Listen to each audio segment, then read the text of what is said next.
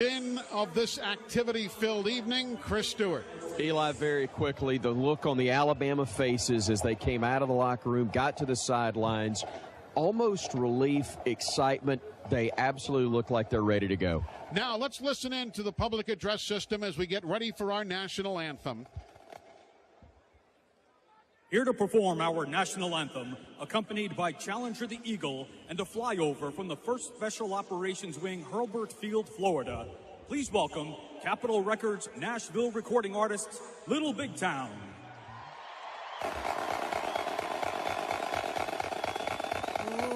say, can you see by the dawn's early light what so proudly we hailed at the twilight's last gleaming, whose broad stripes and bright stars through the perilous fight o'er the ramparts we watched were so gallantly streaming, and the rockets' red glare, the bombs bursting in air, gave proof through the night that our flag was still there.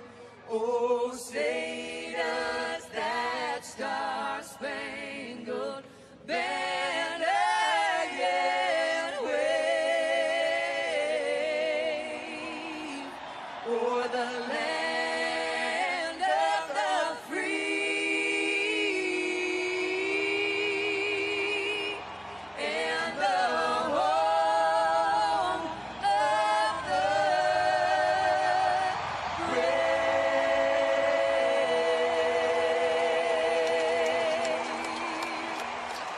Now Thank you, Little Big Town. is the sixth way airman- the national anthem should be sung here at the national championship game, Raymond James Stadium in Tampa, Florida. A huge national anthem and presentation, a giant flag unfurled on the field. It is now being quickly rolled up and carried off on the shoulders of a number of volunteers as we are now just some 2 minutes away from the start of this national championship game. And my goodness, it feels like it ought to be 10 o'clock, Phil. It's been a long, long day waiting, huh? Well, it's been a long weekend waiting for this moment, the opening kickoff, but what a job by Little Big Town. This crowd responded, and Eli, it's ready to go. We're ready to go call a 5th national title potential for Alabama in the last 8 seasons. Time for the toss of the coin, being brought to you tonight by TuscaloosaToyota.com and Tuscaloosa Toyota Rent-A-Car. Get your lowest price first at Tuscaloosa Toyota. Our referee has made his way to the logo at middle of the field. That's Mike DeFee. The umpire is Robert Richardson. The head linesman, Mike Moeller. The field judge, Joe Blueball. Anthony Fleming is the side judge. Mark Stewart, the line judge. Joe Wetzel is the back judge. Dan Scanlon, the center judge. Tom Robinson, the replay official. And Cooper Castleberry, the alternate official. Peyton Manning making his way out along with Steve Spurrier. College Football Hall of Fame inductees.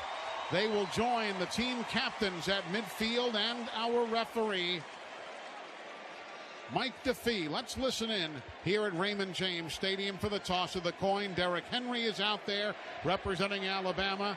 Eddie Jackson also out there. Let's listen in.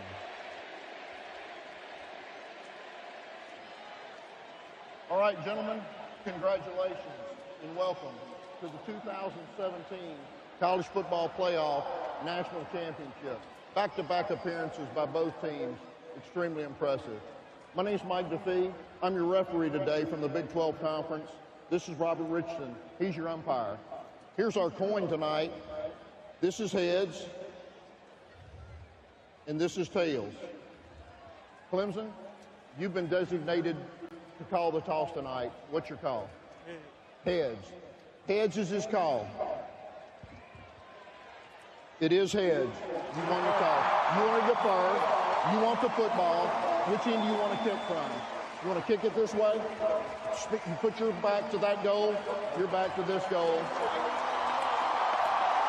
Clemson won the toss, deferred their option to the second half. Alabama will receive. Shake hands, gentlemen. Let's have a great game. So the Crimson Tide will get the football to begin tonight's game, and that's going to do it for the Sun South John Deere countdown to kickoff. Visit Sun South John Deere at any of the 21 locations across Alabama, Mississippi, and Georgia, or check them out online at sunsouth.com. Sun South John Deere, the preferred tractor dealer of the Alabama Crimson Tide. Well, Eli was hoping for the Tide to win that toss so they could defer to the second half, because that gives Clemson a little cushion in the second quarter where offenses have been aggressive and had to pay for their mistakes like the Washington Huskies did last weekend in Atlanta. That's not the case tonight. Alabama gets a chance with Steve Sarkisian making his debut as the offensive coordinator. He gets a chance to call plays in this first possession. So the Alabama Crimson Tide in their crimson jerseys over the white pants. Clemson in the white jerseys over the orange pants. Garrick Dieter drops back to our right. He's on the near side of the field. Our Darius Stewart is across the way. And Greg Hugel will get set to kick this one off. Hugel, you might remember, had that last-ditch effort at tackling Kenyon Drake on that kick return last year. He was unable to do so, and Drake scored for Bama in the national title game. A lot of the same faces from one year to the next. And folks, strap up, here we go. Get set for Alabama and Clemson. Hugel gets the cue. Go ahead and kick it, and he does, and this game is underway. It is a short kick.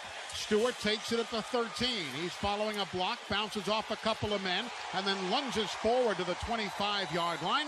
So Alabama will start 1st and 10 from their own 25. And Jalen Hurts will come in to lead the offense under the direction of Steve Sarkisian. Well, everyone's interested to see what Sark's approach is going to be early. This first possession, he's going to put 2 wide receivers on the field, actually 3 wide receivers on the field, with Bo Scarborough at tailback and O.J. Howard at tight end.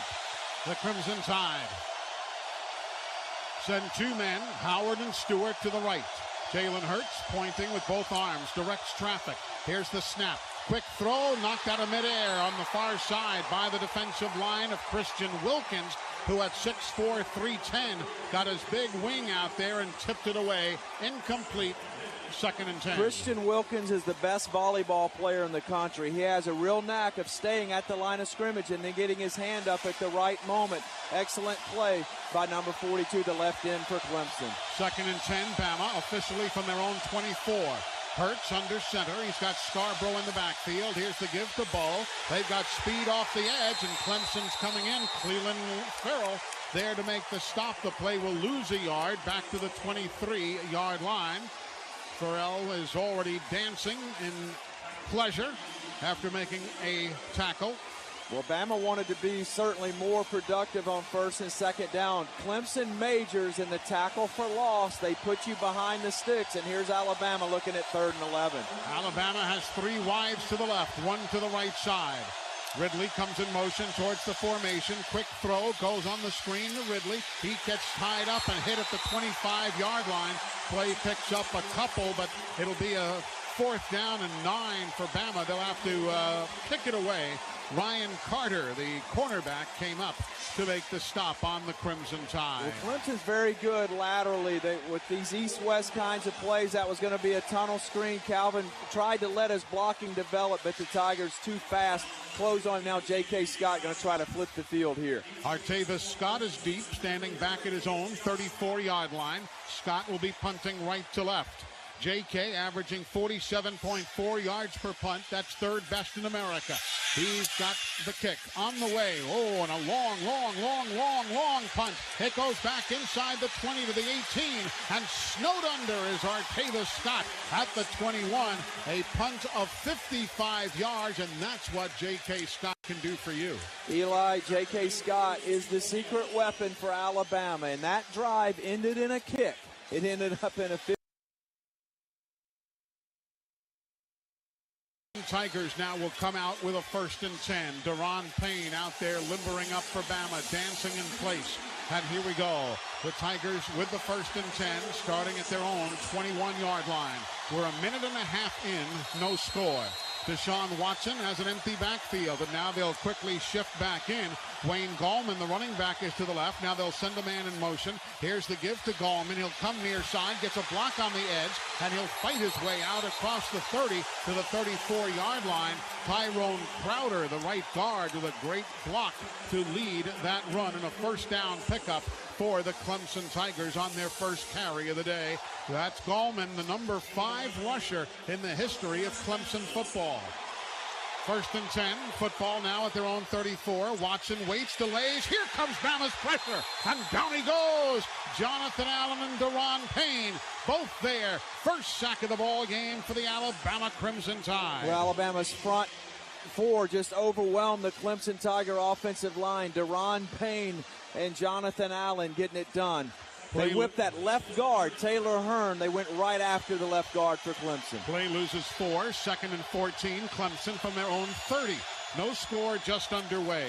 Man in motion, goes to the far side. They try the Utah shovel inside. It's good to Jordan Leggett, the tight end. He'll get to the 35-yard line, but there are flags on the play. We'll wait and hear what Mike DeFee, the referee from the Big 12 conference, would call. As they went with that Utah shovel pass, they sent Scott in motion and shoveled to Leggett. Personal foul, unnecessary roughness, defense number 10, 15-yard penalty, automatic 1st down. So the call on Reuben Foster, and it'll be a penalty and the automatic 1st down. That's one thing Alabama cannot do here today. They cannot just give this potent Clemson offense extra and free yards all the way to midfield. They come now, setting things up with a 1st and 10. Yep, no free yardage allowed there, and that time Reuben Foster, a little extra there at the end. The officials pick it up in Clemson at the 50-yard line. Wayne Gallman, the running back. Scott comes in motion. They play fake it and throw to Scott on the near side. Catch is made. Humphrey fights off a defender and ties up the receiver Scott after a pickup of maybe half a yard. Great hard work by Marlon Humphrey to fight off a defender and stand in there to make the play. Well, there's the RPO, the run pass option, where it's a fake inside on the run. Watson can give it or pull it, then throw it outside. Alabama converts, and Marlon Humphrey did an outstanding job of maintaining his leverage, keeping his outside shoulder free. Mike Williams wide left on a 2nd and 9. Here's the inside handoff. Limited running room for Gallman. He'll get down to the 45, maybe the 44-yard line. Picks up 5. It'll be a 3rd down and 4. Tony Brown came up to make the stop from his defensive back position. It'll be 3rd and 4 officially. Yeah, look for Clemson to use both downs here at 3rd and 4 on the plus side of the 50. They know points are going to be a premium tonight. I would expect the Tigers to have 2 plays here ready to go. Their first 3rd down chance of the day, a 3rd and 4 from the 44 of Bama. Watson picks up the snap, throws far side, catch is made, but Bama's right there to take Mike Williams down, short of the 1st down at the 39-yard line. Marlon Humphrey came up and stopped them. It is going to be 4th down, and it looks as though Clemson is going to go for it on 4th down and a yard. They are at the 41. They need the 40. They picked up 3 yards. Remember, this is a finesse-oriented offensive line. They're not a power blocking team. They've been stopped on a number of 4th down and short yardage plays trying to run the football. Clemson 15 of 24 in 4th down plays this year, 63% overall. Here's Deshaun Watson. He'll get back, send a man in motion to the far side. So it's wide open, empty backfield, and timeout taken by Clemson. Clemson takes their first time out of the half. So the Tigers call time. We will break away as well. 10:27 remaining, opening quarter here in Tampa. There is no score. This is the Crimson Tide Sports Network from Learfield. In order for the business to keep growing, you have to keep investing. The Regions Next Step project is helping real customers like Eddie confidently take their next step in life and in business. It took a lot of years and just working hard, but Regions never gave up on us. Ready to take your next step? Visit regions.com/nextstep. We're in a great place and we're ready to take our next step. Regions, official bank of the SEC, member FDIC, paid appearance by an actual Regions customer telling his real story. Good luck in the national championship game, Alabama. And once the big game is over, Academy is the only stop you need to make for Alabama t-shirts, caps, novelty items, and much more. Immediately following an Alabama win, all Alabama stores will reopen to sell national championship product. Can't make it out after the game? Visit academy.com. Academy Sports and Outdoors, the official sponsor of the Alabama Crimson Tide, and where you'll find the best prices guaranteed or will beat any competitor by 5%. Exclusions apply. See the price match policy at academy.com for details. This football season, State Farm is going to do something it's never done on radio before. What's that? Save more people money by helping combine their home and auto. State Farm can do that on radio? That means I can do anything on radio, like call football plays using nothing but texting lingo. OMG! OMG! Hashtag forgot to play! YOLO! Hut, hut! Look, all I'm saying is State Farm can save you time and money by helping combine your home and auto policies because they can. Football emoji! Hey! State Farm, here to help life go right. Call an agent today. On the Crimson Tide Sports Network, Alabama, Clemson, the rematch. This is the College Football Playoff National Championship. Welcome back, everybody. Eli Gold, Phil Savage, Chris Stewart, the entire crew, our engineer-producer Tom Stipe, our spotter Butch Owens. A beautifully manicured field. They grew this grass field specifically for this game. This is not the gridiron that the Tampa Bay Buccaneers have played on. Yeah, and Eli was down for pregame warm-ups, and it's in excellent condition. I don't think we'll see players slipping and falling like we have in other bowl games earlier this season, but the playing surface seems to has held up extremely well during the pregame warm-up and now in the first few minutes of this game. But this is our first big moment. 4th and 1. Look for Deshaun Watson to keep the football in his hand here with a design run, which is 4th and less than a yard here at the plus 41 of the Tide. Watson has carried the ball 144 times this year for 586 yards and 8 touchdowns. But here he's looking for about a yard, if even not even that much. Jordan Leggett is the tight end. Clemson huddling up, standing back at the 45-yard line. Artavis Scott, Dahlman, Hunter Renfro out there. Everybody splits wide. It is an empty backfield. Alabama's defense adjusts. Now they'll shift the man into the backfield. That's Gallman. Motion. Scott. Here's a give near side. Second effort. Alabama's going to stop him on 4th down. Alabama's going to stop him on 4th down. The Tide came charging in, and they make the big play. Eli just noted that Clemson struggles running the football in short yardage situations. They're a spread team. They tried to go with an option pitch to Gallman, but Alabama would have nothing of it. Rashaan Evans making the play on Gallman. Tony Brown came up to help disrupt things as well.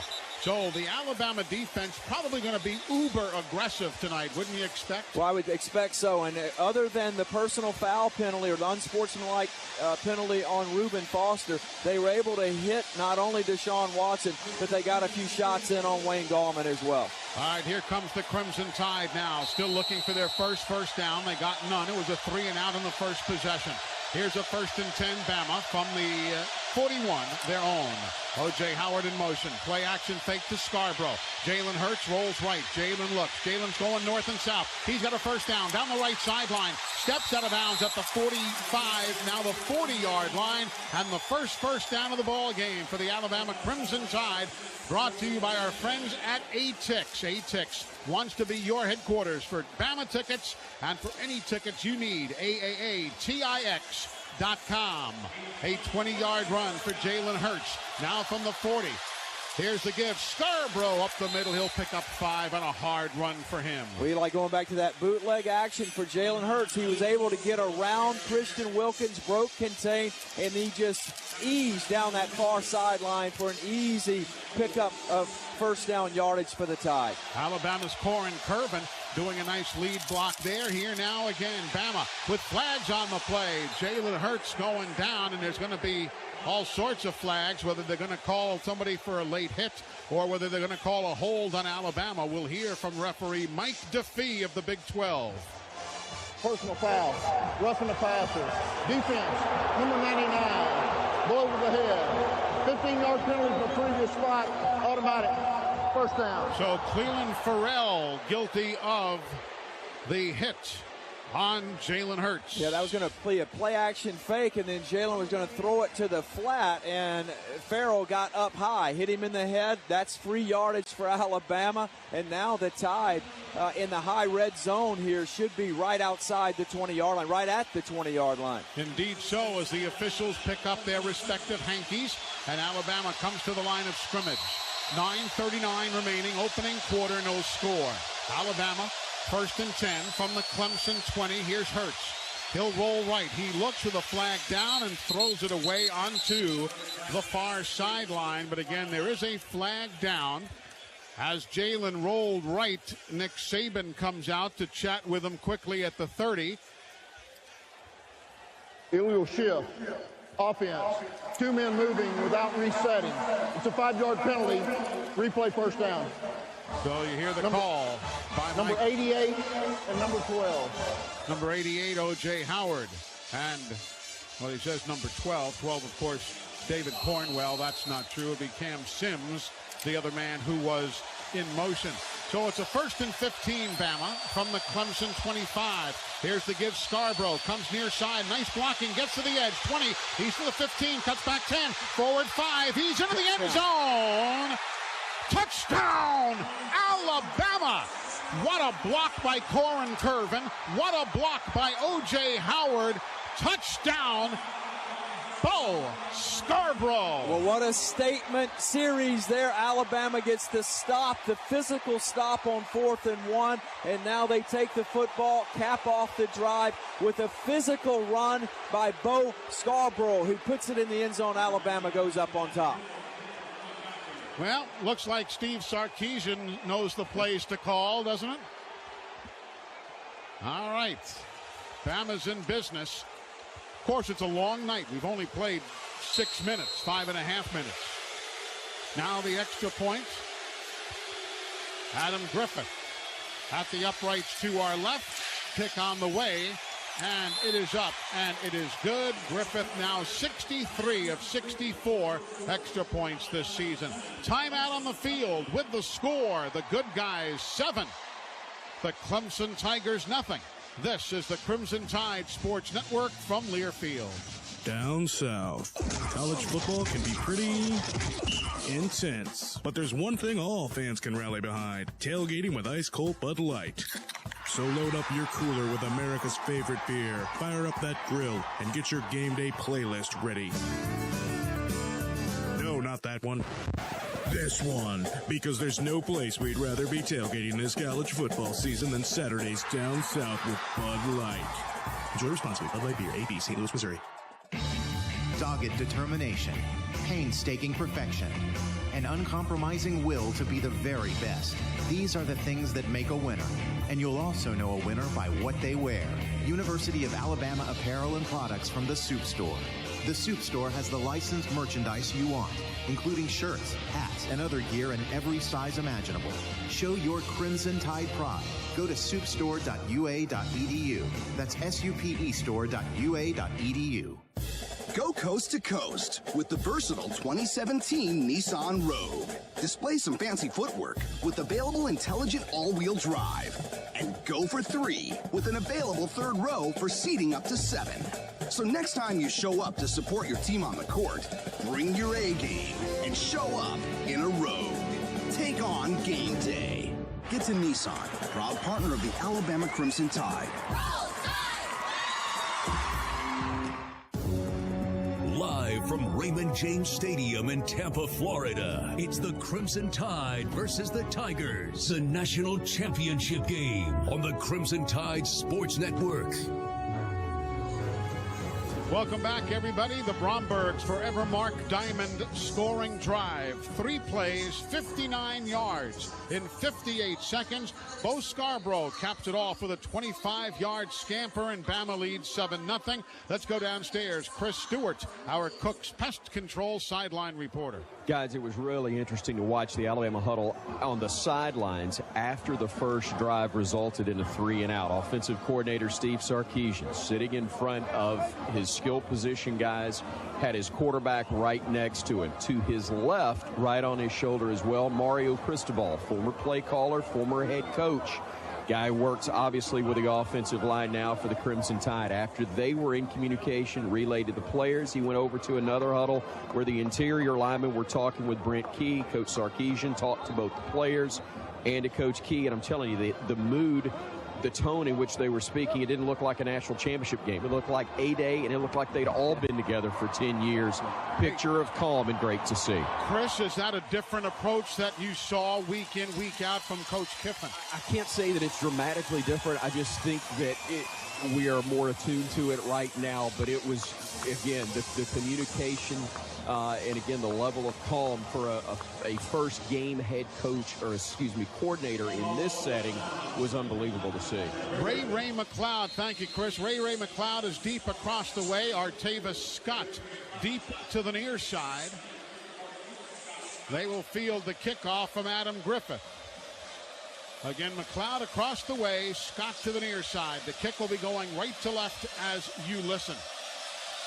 It's in the air, end under end. It is somewhat short, taken by Scott at the 10. They go on a fake reverse, big hole up the middle. Scott slowed down by the kicker, Griffith, who I believe might have gotten shaken up, but no, he'll get up and be okay. Flag on the play now, a very late flag, as the running back of the return man was taken down at the 50-yard line. Again, though, a late flag, and we'll hear from referee Mike DeFee of the Big 12 as to exactly what transpired on that run back. It's going back. Personal foul. Receiving team number 41 hitting a player out of the play.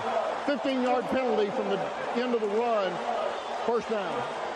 The second penalty of that nature, Grant Radakovich, the guilty party. Yeah, those are important yards. Of course, that pushes this football back from the 41 all the way to inside the 30. I think they'll mark it at the 29. Yeah, it was but a Adam Griffith, I tell you, Adam Griffith saved a big return there. He got enough of Artavis Scott and allowed the posse from Alabama to get there and get Scott on the ground. It was a 34-yard run back that now gets erased. So Clemson will start 1st and 10 from their own 30, going left to right.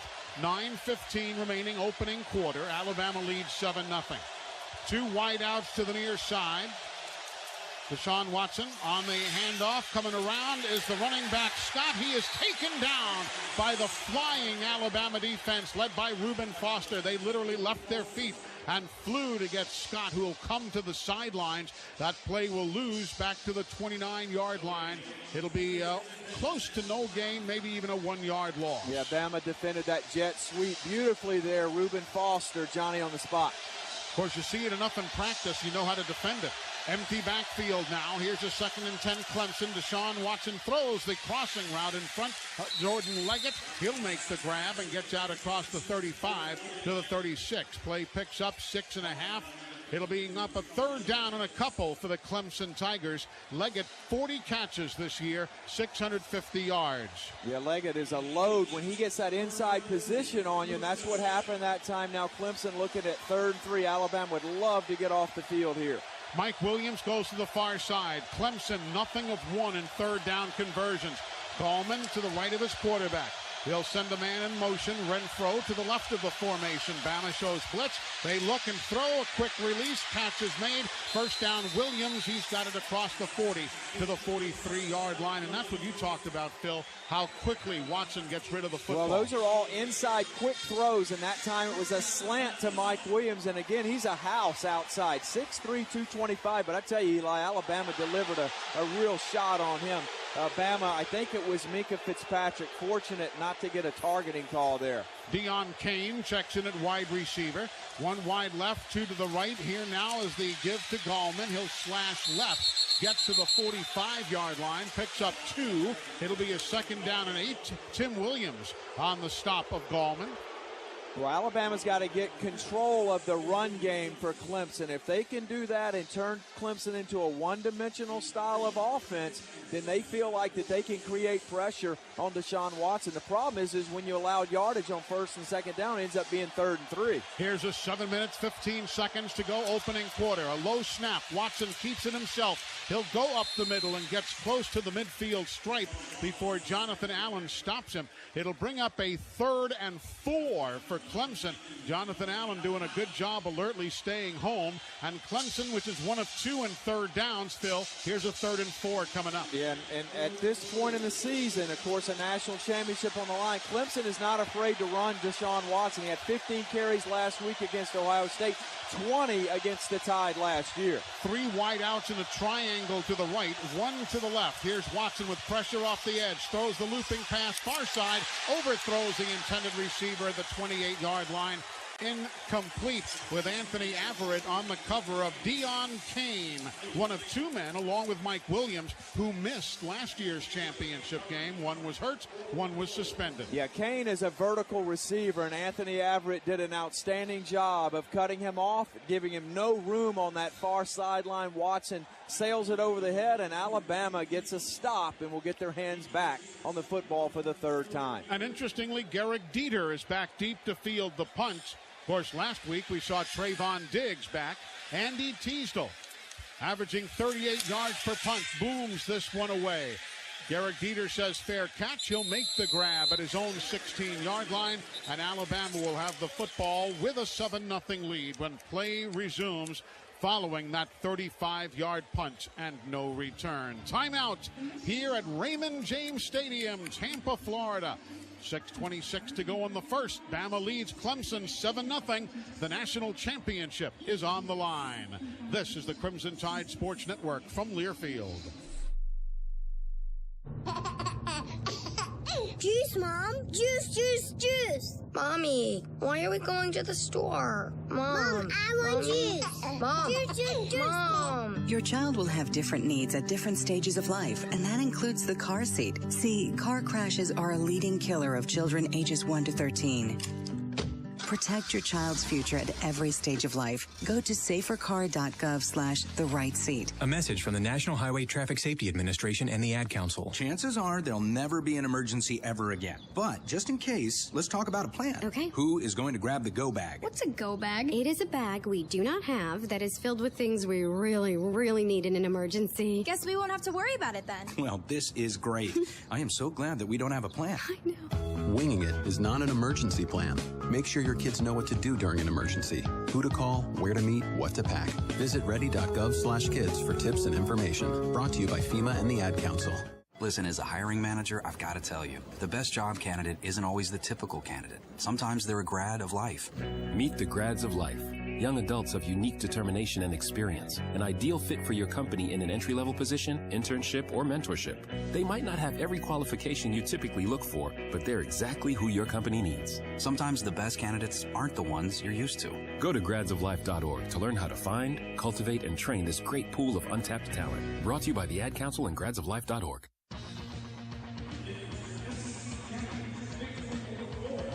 Welcome back, everybody. Raymond James Stadium here in Tampa. We're right on Dale Mabry Highway. It's a beautiful sports complex. Right across the street is the New York Yankees spring training home. Used to be called Legends Field, now George Steinbrenner Stadium. It's right across the street.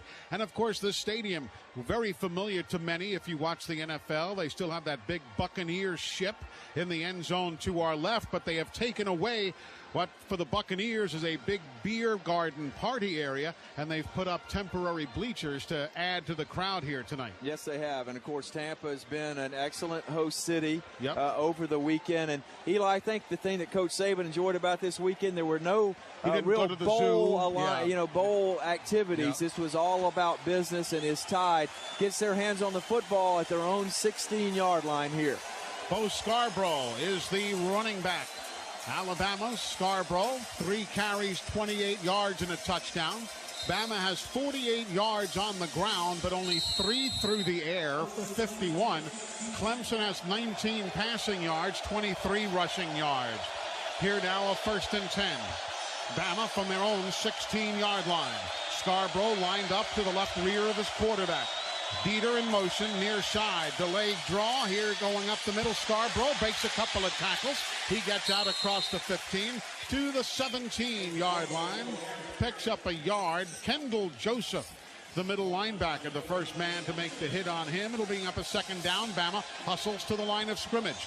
3 wides right, 1 to the left. O.J. Howard in motion. The tight end is on the right. Here's Jalen Hurts. Unloads it quickly. Here's Scarborough out of the backfield. Makes the grab. Gets to the 26-yard line. It'll be just short of the 1st down on the near side. It'll bring up a 3rd and a yard. Yeah, that was Bo Scarborough circling out of the backfield. A dangerous throw by Jalen Hurts. He was able to get it over the hand of Cleveland Farrell, and Bo comes up just a yard short. 3rd and 1 here for the Tide. It was Bo's 3rd reception of the year. Now on 3rd down and a yard. Pistol formation. Hurts claps his hands, gives to Scarborough. Bo finds a hole, gets the 1st down, despite being in the grasp of Cardre Tankersley. But he's got the 1st down out to the 28-yard line. Yeah, Bo's a load between the tackles. Bama got a good surge on the right side. They moved the sticks, and Eli, most importantly, maintained possession of the football. Keep Deshaun Watson off the field. Absolutely. That's the game plan. It's apparent now Alabama is going to try to make this a 4-corner type of game using a basketball analogy. Now with a single setback, man in motion, Hale Hinchis to the right side of the formation. Now O.J. Howard goes in motion. Single setback, Scarborough. Here's Hurts, play action fake. He'll roll right, sets up and throws off the mark. Near side looking for Scarborough, incomplete. He slipped, Scarborough did. Not as bad as the slippage that we saw at the Rose Bowl in the Southern Cal Penn State game, but he did lose his footing, and it was incomplete. Yeah, that was going to be a throwback screen. They moved Jalen Hurts off to his right side. We're going to throw it back to Bo, but lost his footing. The throw's off the mark, and now Bama at 2nd and 10. Empty backfield. Hurts rolls right, looks, throws, right sideline. Ardarius Stewart drops it. Would have been a 1st down across the way, but he could not hang on to the football, and it brings up a 3rd and 10 for Alabama from their own 28. Alabama 1 of 2 in 3rd down conversions here tonight. Yeah, Jalen was late lifting his eyes to his downfield receivers. He had Ardarius Stewart open for at least 5-6 steps. Prior to that, it was a late throw and incomplete.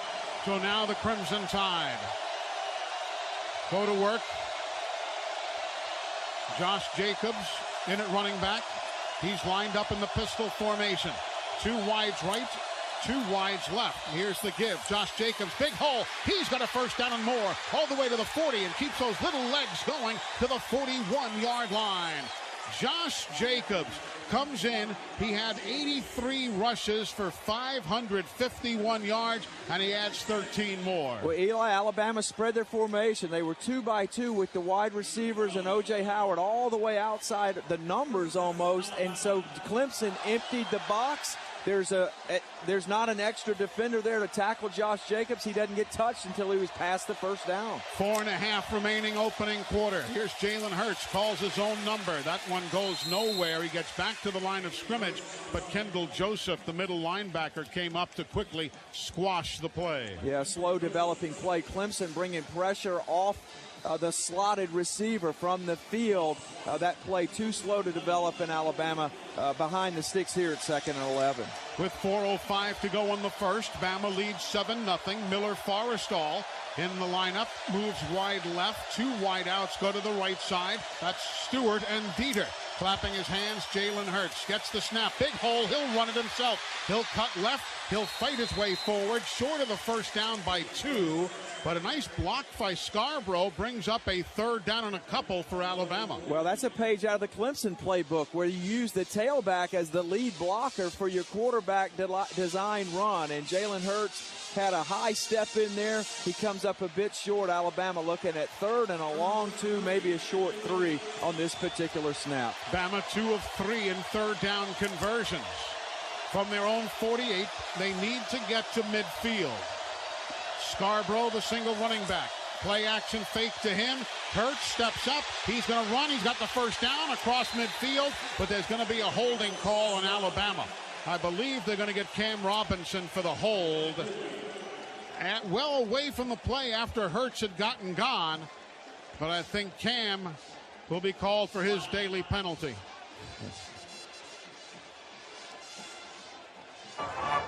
Holding. Offense on the left tackle. Put the runner at the point of attack. 10-yard penalty. Replay third down. So a 3rd and 3 becomes a 3rd and 13. Yeah, and of course, Bama with correction. It was 84. Oh, they're going to change it to Hale Henches.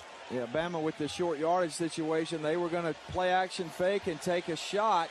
Ultimately, Jalen Hurts pulled it down and would have had enough yardage for the first down, but now looking at 3rd and 13. Damian Harris now checks in for Alabama at the running back spot. Here's a 3rd and 13, Bama from their own 38. 2:55 to go in the first. The Tide leads 7-0. O.J. Howard, right side of the formation. Jalen Hurts will direct traffic, claps his hands, gets the snap, stands in, throws. The ball is tipped in the air, incomplete. Second time that somebody's gotten it, that time Austin Bryant, the 6'4", 265-pound defensive end, and Bama's going to have to punt it away to Artavis Scott, who goes deep for Clemson. Well, again, Alabama at 3rd and 13. That time, Clemson can play a shell of a coverage. In other words, their safeties can stay back because they feel like they can rally to the ball if Bama tries to run it. It's not really an option at 3rd and 13. They can play coverage. Their defensive lineman, Austin Bryant, gets his mid up and knocks the ball away. First punt by J.K. Scott was 55 yards. A low snap, pressure, partially blocked. It still goes downfield, takes a bit of an Alabama roll inside the 40, all the way down to the 36-yard line. Not as disastrous as it could have been, but that football partially blocked by Clemson. It will be a 26-yard punt from scrimmage. Well, it was a Shadar Johnson. Yeah, it was a very deliberate operation time by J.K. Scott. I don't know that he expected that kind of pressure to come. Slow getting the football off. It gets partially blocked. Alabama escapes, as you describe, a disaster there. Yeah, it could have been a whole lot worse. It was a bit of a Bama roll. Gets down to the 36-yard line of Clemson. Actually, they'll say now the 37, where it was touched down, but that could have been a whole heck of a lot worse. Yeah, it really could. Of course, the good news is Bama maintained possession, picked up a couple of first downs, nursed the ball out to midfield, but of course a penalty derailed that drive. But I like what we've seen so far from this Crimson Tide offense, a mixture of run and pass, the quarterback being incorporated as a runner, and Bo Scarborough looks like a thoroughbred once again tonight. Down on the sidelines, Chris Stewart, our Cook's Pest Control sideline reporter. I'm Eli Gold. Phil Savage is to my right. Our spotter, Butch Owens, to my left. And our engineer-producer, of course, Tom Stipe, with our coverage from right here at Raymond James Stadium in Tampa, Florida. It's been unseasonably cool in between some hot spots. When we got down here last week, it was 78 degrees, 79. The last couple of days was unseasonably cold. Today, though, it got back up towards 70 degrees. So they had the same stuff that went through Alabama didn't deposit snow or ice here, but it sure as heck left a calling card with the chill. Yeah, I tell you, when you're in the middle of the state of Florida, you're not expecting this kind of cool temperature, and it was brisk the last couple days. It'll be cooler tonight as this game will probably end sometime around the midnight hour Eastern time, but overall, I think, I think Nick Saban enjoyed the fact that this was a business trip and not a lot of bowl fanfare like last weekend in Atlanta. And taking nothing from the bowl experience, where you go to the zoo, you go to the children's hospital, you do all those things, go to the amusement park, what have you. This was, and there was nothing wrong with that, and very important, especially when you go to the children's hospitals, but this has been very much a business trip. Phil, Clemson has outscored their opponents this year by an average of 22.5 points a ball game. Yeah, that's pretty strong, man. 3 touchdowns or better. Yeah, and of course, the first quarter, they've dominated the action in the first quarter. 176 points to 27 for the opponents over the season. And then, of course, 94-10 went on the road, and I guess they consider this a road game, although it's a neutral field. And, of course, Alabama has been ultra successful in these neutral field kinds of games. Alabama under Nick Saban, 16-4 in this kind of environment. Now, that technically does not go down as a blocked punt. It got across the line of scrimmage, so it does not go as a blocked punt for those of you keeping statistics along with us. But nevertheless, Bama did dodge a bit of a bullet. So far, the numbers: Alabama 83 yards, Clemson 42. Here we go. Look for Clemson to take a shot at some point in this particular drive. 1st and 10, football at their own 37-yard line. Wayne Gallman to the left of Deshaun Watson. They will fake the give. Watson will keep it. He'll go out across the 40 to the 41-yard line. Picks up 4 yards on the play. It's 2nd and 6. Ryan Anderson stayed home to make the play. Yeah, a lot has changed since last year for Alabama. They've got a dual threat quarterback of their own, and they run him on the last drive just like Deshaun Watson did there. Primary ball carry for Clemson. Scott in motion. Here's Deshaun Watson looking. There's the long try down the far side. He'll overthrow the intended receiver, Deion Kane, in coverage down around the 10-yard line. Anthony Averett was there with him. There's too much mustard on that throw for Watson. Clemson, when they get bogged down like this is very uncharacteristic of them. I just felt like the patience wouldn't be there for them to stick with what they do well. They take this shot, anticipated that, overshoots Mike Williams and Anthony Averett in good position. Tony Elliott and Jeff Scott, the two co-offensive coordinators for Clemson. Here's a 3rd and 5 from their own 42-yard line. 3 men wide to the near side. So trips right. Low snap. Ball is loose. Watson reaches for it. Bama reaches for it. The Crimson Tide's got the football. Recovered by Ryan Anderson at the 35-yard line after a low, bad snap by the Clemson center, Jay Guillermo. It's Alabama football. Well, you make a mistake, and Alabama usually makes it a fatal mistake. And right then, that ball was snapped at the feet of Deshaun Watson as he was going to backpedal. You're not going to get that football back. Not against this Crimson bunch of marauders up front. Ryan Anderson comes up with it, and Alabama in business at the 35 of the Clemson Tigers. So the clock on the move now, 1:50 remaining in this opening quarter. Alabama leads 7-0. Let's see if the Tide can go for the jugular. That was something that we saw from Lane Kiffin. Will we see that from Coach Sarkisian? Scarborough, the running back, lined up in the pistol. From the 35 of Clemson, 1st and 10. Tigers move, Alabama moves, flags all over the barn. I believe the Tide jumped first.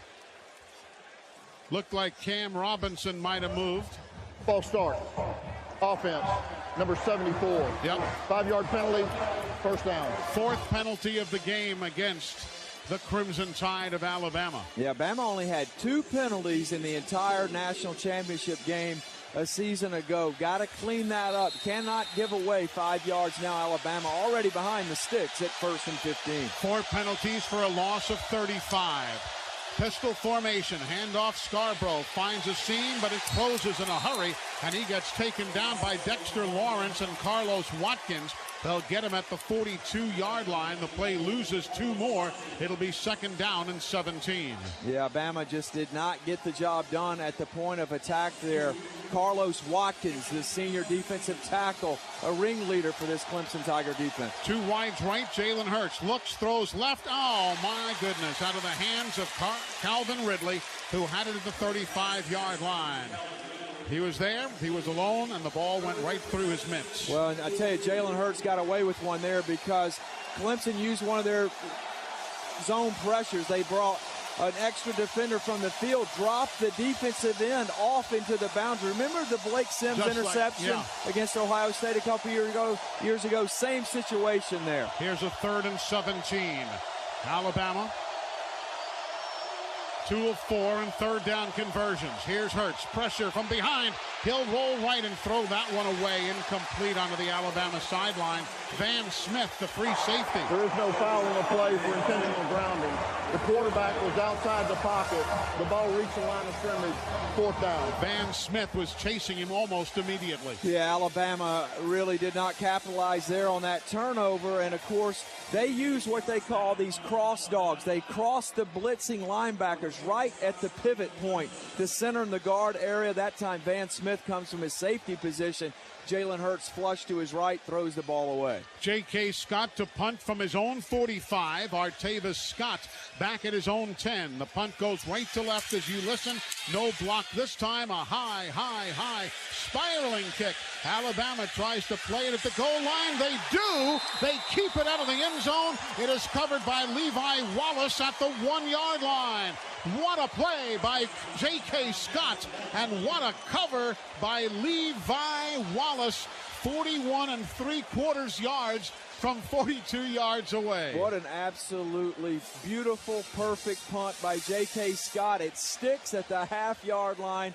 Karem's back, and Levi Wallace is there to cover it up. And I'll be honest with you, that might have been saved because he slipped, too. Levi's feet went out from under him, and he came down on his butt at the goal line. Wow, what a play. All right, here's Clemson now, starting from 99 yards away. It'll be the ruling on the field is that the ball was down short of the goal line. That plays under further review. The Big 12 officiating crew, and the replay booth is right up here next to us. Tom Robinson is the replay official, and they are going to give this one a look immediately to our right. And Phil, he's good. He's good. It looks like he's good. Levi Wallace actually stepped on the line, but then he reestablished position in the field of play. So he should be good here on this recovery. The replay officials, now we're watching it again. He clearly makes the play. He is outside the white line. Down he goes. He slipped down, I believe. Comes down on his butt. There's no question. The ball never even got near the chalk line. After review, the ruling on the field is confirmed.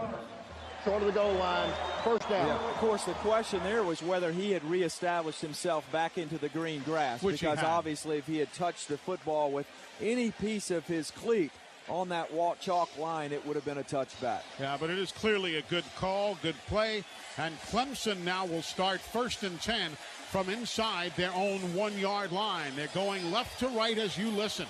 We've got 1:07 to go in the opening quarter. Alabama leads 7-0. Ray McLeod is wide to the far side. Deshaun Watson is 6 yards deep in his end zone. He'll now give, and the football is carried out to the 4-yard line. Hard running before Tim Williams stops Wayne Gallman at the 4.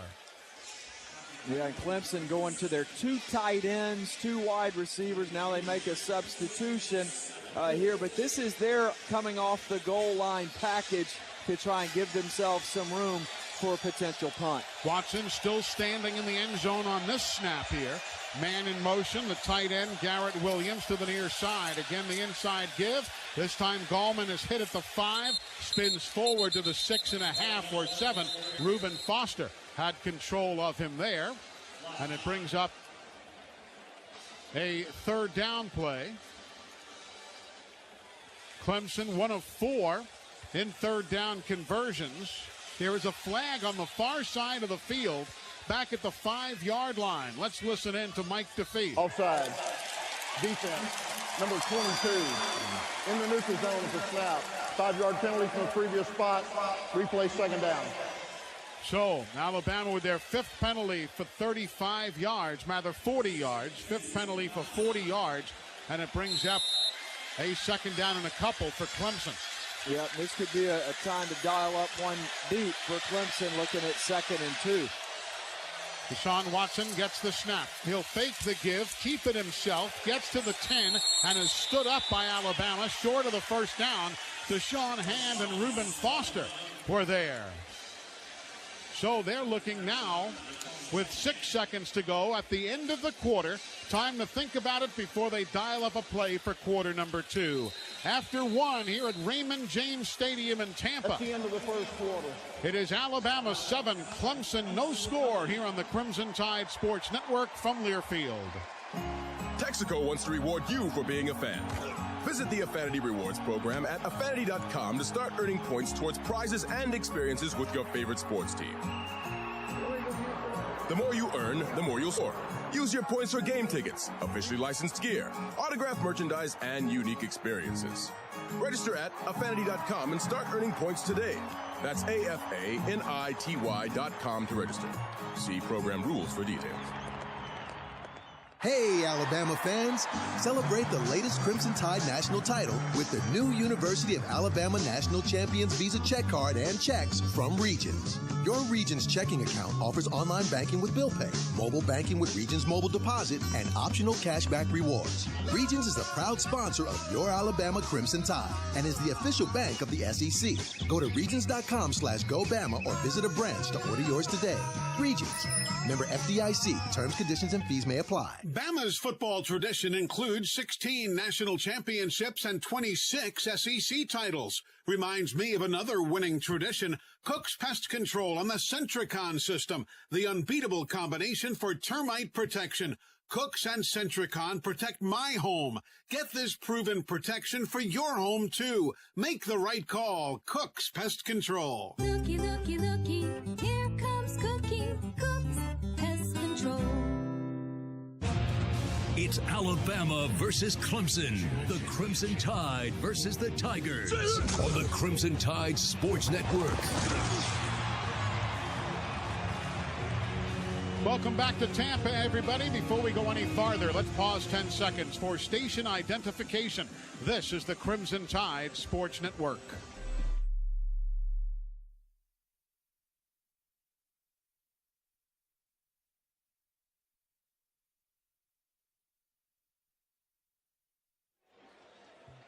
Welcome back, everybody. Eli Gold, Phil Savage, Chris Stewart, and the crew. 1 quarter complete. Let's check the first quarter double check presented by State Farm because it pays to double check. Alabama, 71 rushing yards, 10 passing yards, total offense 81.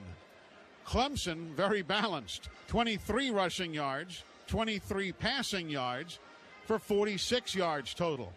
Penalties, Clemson 2 for a loss of 30. Alabama 5 penalties for a loss of 40 yards. Clemson has 3 first downs. Alabama has 5. Third down conversions, Clemson 1 of 4. Bama 2 of 5. 1 fourth down try for the Tigers. They are nothing of 1. Each team ran 18 plays in the opening quarter. Bama averaging 4.5 yards per and Clemson 2.6. Time of possession, Clemson 7:47, Alabama 7:13. So now, here's a 3rd and 1 for Clemson. They are 1 of 4 in third down conversions. Looking at a 3rd and 1 from their own 10. They need the 11-yard line. Deshaun Watson has a runner to his left. That's Wayne Gallman. Man in motion, comes to the near side. Jordan Leggett, the tight end. Here now the give, and Gallman lunges forward for the first down out to the 14-yard line. The second quarter of tonight's national championship game in Tampa being brought to you in part by your local Nike factory store at Midtown Village, McFarland Boulevard in Tuscaloosa. Your destination for Alabama gear and sportswear apparel. Roll Tide with your Nike factory store. Here's a 1st and 10, Clemson from the 14. Watson throws down low. Catch is made at the 18-yard line by Hunter Renfrow. Brings up a 2nd down and 6. Yeah, Hunter Renfrow in the slot, and he just goes down, turns out quickly. A timing throw from Deshaun Watson. Tigers trying to drive the ball off their own end. Of course, Alabama aided that first down with the offside penalty. Mike Williams wide to the far side. 3 to the near side. Now Gallman splits out of the backfield. Empty backfield. Here's Deshaun Watson, comes up to the line of scrimmage. He will yell at his offensive line, audibling against the din of the crowd. Play clock winds down. Man comes in motion. Here's the give. It's Gallman to the near side. Taken down from behind by Alabama's Jonathan Allen, but not before. Gallman picks up the first down across the 25 to the 26-yard line. Yeah, that was a design sweep play for Wayne Gallman, who traditionally is a between the tackles runner. He's not as fast, so they typically run him north and south rather than wide to the field. 1st and 10, Clemson from their own 26. Gallman to the right rear of Watson. He now goes in motion. Watson looks, Watson keeps. Watson is tackled by Alabama's Dalvin Tomlinson. It'll be a loss of a half yard on the play. Great eye control, something Nick Saban has preached about that Tomlinson did perfectly. Well, beautiful job by Dalvin dislodging the blocker that was in front of him and then separating to make the play on Deshaun Watson. So a loss of a yard. It's 2nd down and 11. Clemson from their own 25. Alabama leads 7-0. First couple of minutes of the second quarter here in Tampa. Empty backfield, 3 wides right and 2 to the left until Gallman goes in motion. Play action fake, kept by Deshaun Watson. He'll lunge forward, picks up a couple 3 out to the 27-yard line. The middle of Alabama's defense, led by Ryan Anderson, there to make the stop. It'll be 3rd down and 8.5 for Clemson. Yeah, and it's a test on a stress level on this defense. They fake that jet sweep, and then it's a counter keep for Deshaun Watson. It's a lot to keep track of if you're an Alabama defender. Clemson 1 of 5 in 3rd down conversions. Here's a 3rd and 8. Bama comes up, tightens the defense. Now Deshaun Watson steps back, looks over to the near sidelines. The team managers hold up a number of flashcards. He'll quickly clap his hands. Watson does, and they'll take their second timeout as the clock was down to 1. The play clock was down to 1. Second timeout of the half. And center Jay Guillermo just would not snap the football. We've got timeout. 12:22 remaining, opening half. It's Bama 7, Clemson no score. This is the Crimson Tide Sports Network from Learfield.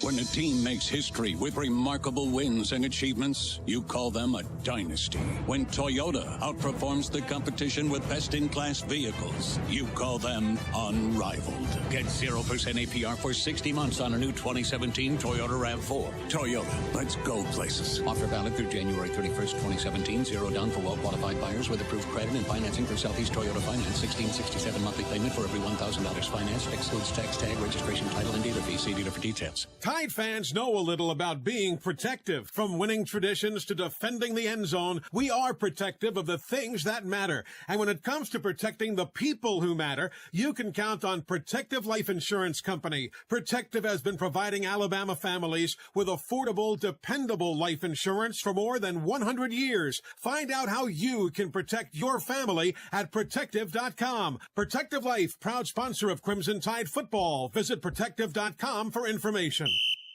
At Alabama, it takes hours of practice and dedication for the band to perfect its routine. Rocket Mortgage by Quicken Loans is just as precise, but it only requires a few minutes of your time. Now, Tide fans like you can get an accurate and custom mortgage solution without missing a beat. Rocket. Push button, get mortgage. Quicken Loans, proud mortgage partner of Alabama Athletics. Equal housing lender, licensed in all 50 states, NMLS ConsumerAccess.org, November 33rd. On the Crimson Tide Sports Network, Alabama, Clemson, the rematch. This is the College Football Playoff National Championship. Welcome back, everybody. Alabama and Clemson. The Tide is on top 7-0. We're in the middle of the second quarter. Being brought to you tonight by your friends at the Nike Family Store at the Midtown Village, McFarland Boulevard in Tuscaloosa. They are your destination for Alabama gear and sportswear apparel.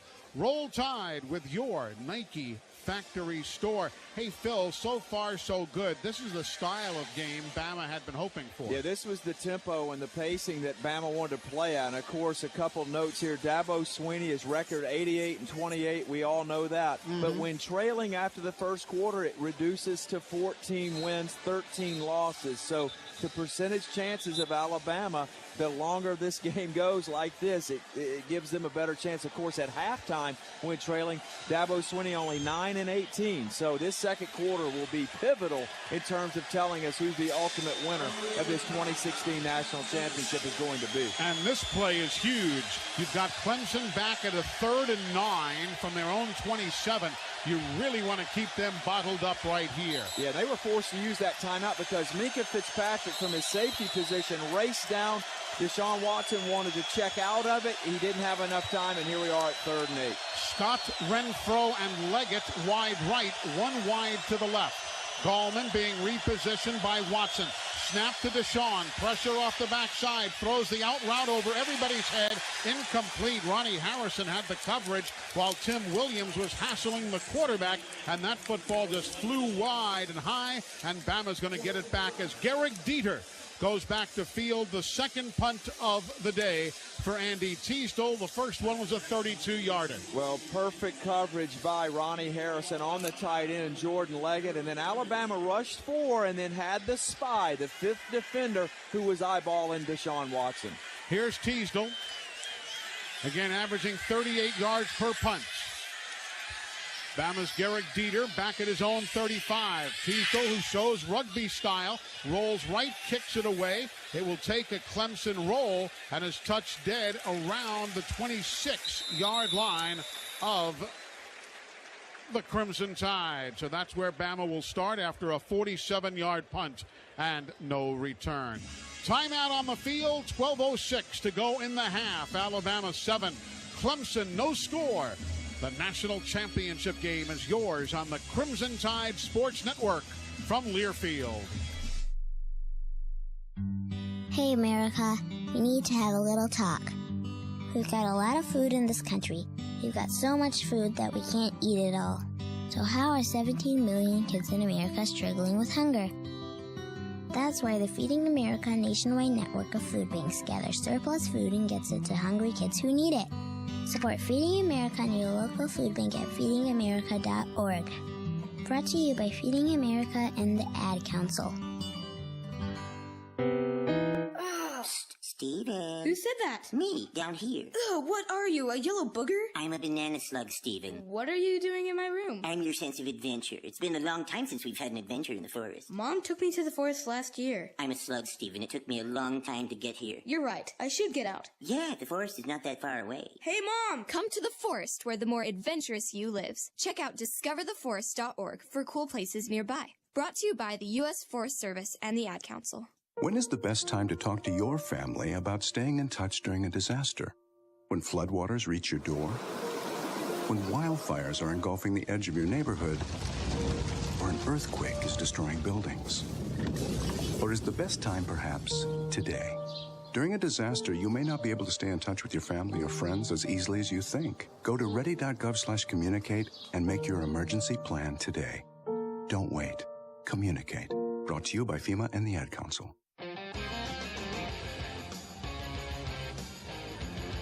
Welcome back, everybody, to Tampa, where Alabama leads Clemson 7-0. Of course, our next football broadcast here on the network will be the spring A-Day game from Bryant-Denny Stadium. It'll be our first chance to get a peek at the 2017 Crimson Tide.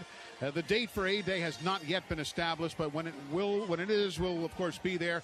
Complete coverage, as always, here on the Crimson Tide Sports Network. But, Chris Stewart, you got to hustle back. You got basketball on the agenda this week. Yeah, we do. Tomorrow night, 8 o'clock, Coleman Coliseum. Alabama taking on the Florida Gators. The Tide have won 2 in a row.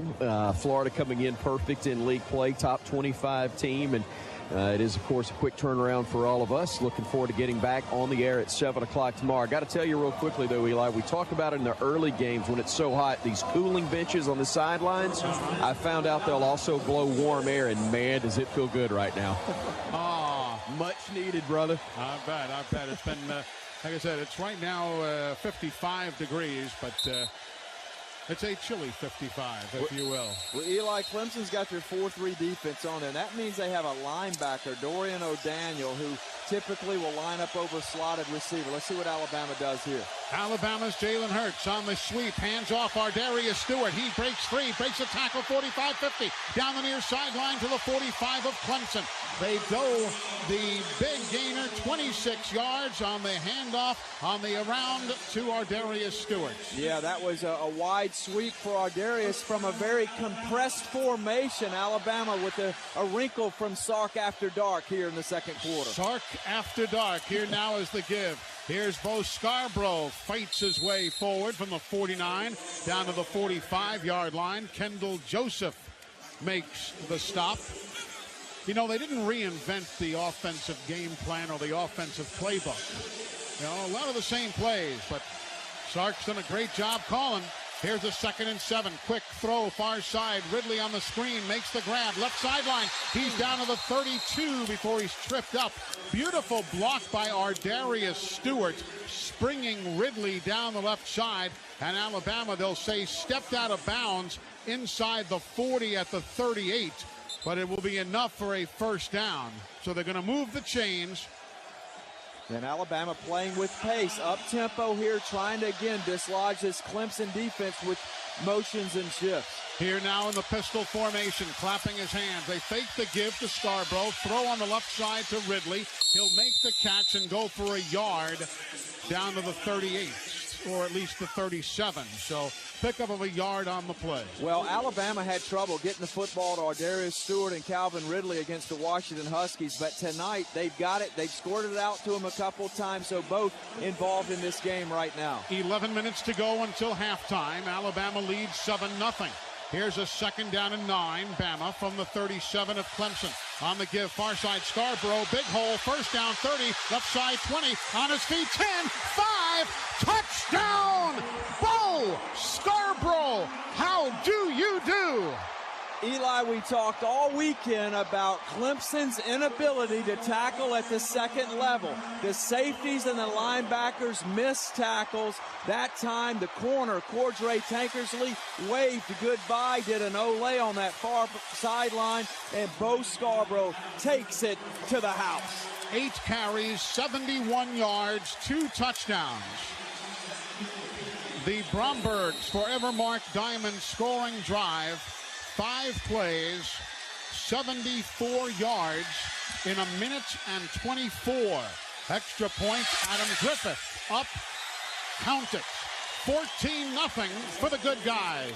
Well, beautifully conceived drive by Steve Sarkisian. They got the football to Stewart and Ridley on the perimeter, got Clemson scattered, and then go back to a basic zone run with Bo Scarborough. And again, Clemson's defensive secondary and linebackers, they do not tackle well. That was a perfect example of it on the big-time run by Bo Scarborough. Scarborough last week, 19 carries, 180 yards, 2 touchdowns.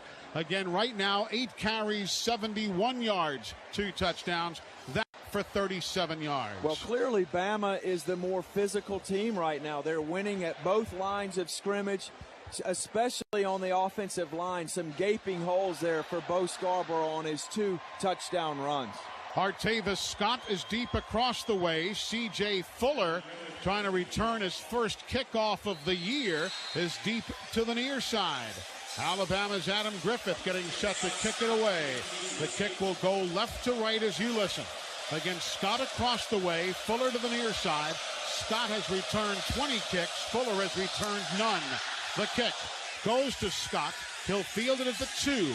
Up to the numbers 10. Cuts left 15. He's into the middle of traffic across the 20, down to the 23-yard line. And that's where Clemson will start it after a Deontay Thompson trip and tackle for Alabama's special teams. Well, Eli, this is the game plan that Nick Saban wanted to orchestrate with his staff. Get a lead, don't fall behind. They certainly did that. They withstood the excitement of the first quarter, and now they make Clemson a little bit closer to a one-dimensional team because they're down 2 scores. Look, Clemson's not going to run the football in Alabama to get back into it. They've got to throw now. This is when you unleash the pass rush. 1st and 10. Clemson starting officially at their own 22. Here's Scott, goes in motion to the far side. 2 wides to the left. Gallman to the right rear of his quarterback. Here's the snap. Quick release across the middle. Caught by Renfro. He's got 9 yards on the gainer out to the 31-yard line. That ball was not in the hands of Deshaun Watson for more than a 2.25 seconds. Yeah, they're going to try to get it out of his hands very quickly. And, of course, that negates the pass rush, but that's where the Bama defenders have to get their hands up. Here's the 2nd and 2. Gallman to the left of his quarterback. 3 wides right. Handoff Gallman. He is taken and thrown down by Joshua Frazier. There'll be a gain of about a half yard. Brings up 3rd and a yard for Clemson. Wow.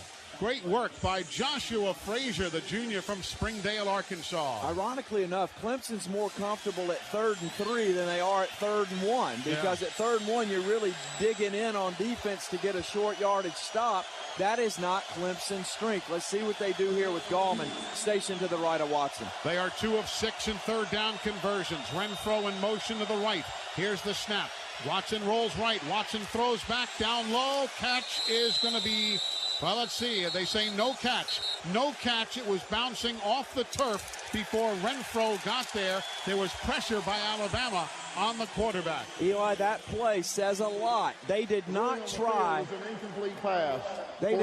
They did not try to test Alabama on the interior line. They sprinted Deshaun Watson out. Bama keeps containing on him. He gets nothing on the throw, and Clemson comes up short with 2 shots from a yard away for a first down. And how about the freshman Anthony Jennings in to put pressure on Deshaun Watson?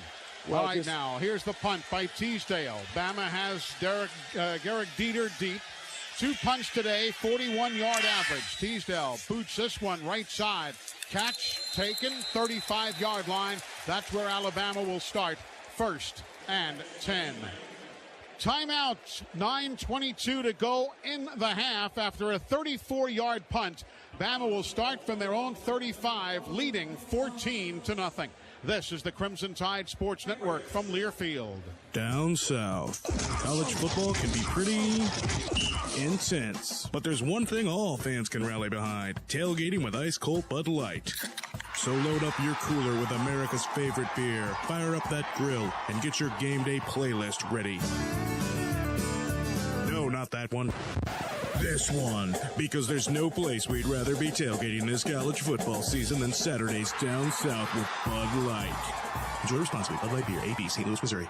Defining Moments Alabama, the documentary series. You remember the plays, now experience the stories of Alabama football's most memorable moments. Over 4 hours of exclusive interviews and original footage of Kenny Stabler, George Teague, and many more. Plus rare footage of Bear Bryant. Celebrate the moments that defined college football's greatest program. Defining Moments Alabama, the 5-disc set available right now for only $23.95. Only at definingmomentsalabama.com. And now, a look inside the locker room at St. Vincent's. You all know what we have to do. We've assembled a team to give our patients outstanding health care. And from having babies to injuries on the ball field and beyond, we're gonna give them exceptional doctors, advanced diagnostics, and all the personal attention of St. Vincent's. And yes, Eloise, your St. Vincent's 119 spa treatment has been confirmed. Woo! There are no half times, there are no timeouts. We gotta go out there and help some patients. Live from Raymond James Stadium in Tampa, Florida, it's the Crimson Tide versus the Tigers, the national championship game on the Crimson Tide Sports Network. Welcome back, everybody. Well, Filbert, so far so good. 14-0 for the good guys, and it doesn't look like physically Clemson, at least for the moment, is able to play with Alabama. Well, Bama's winning the physical battle at the line of scrimmage on both sides of the football with 9:22 left in the second quarter. Let's see what Steve Sarkisian dials up. I would expect a heavy dose of Bo Scarborough.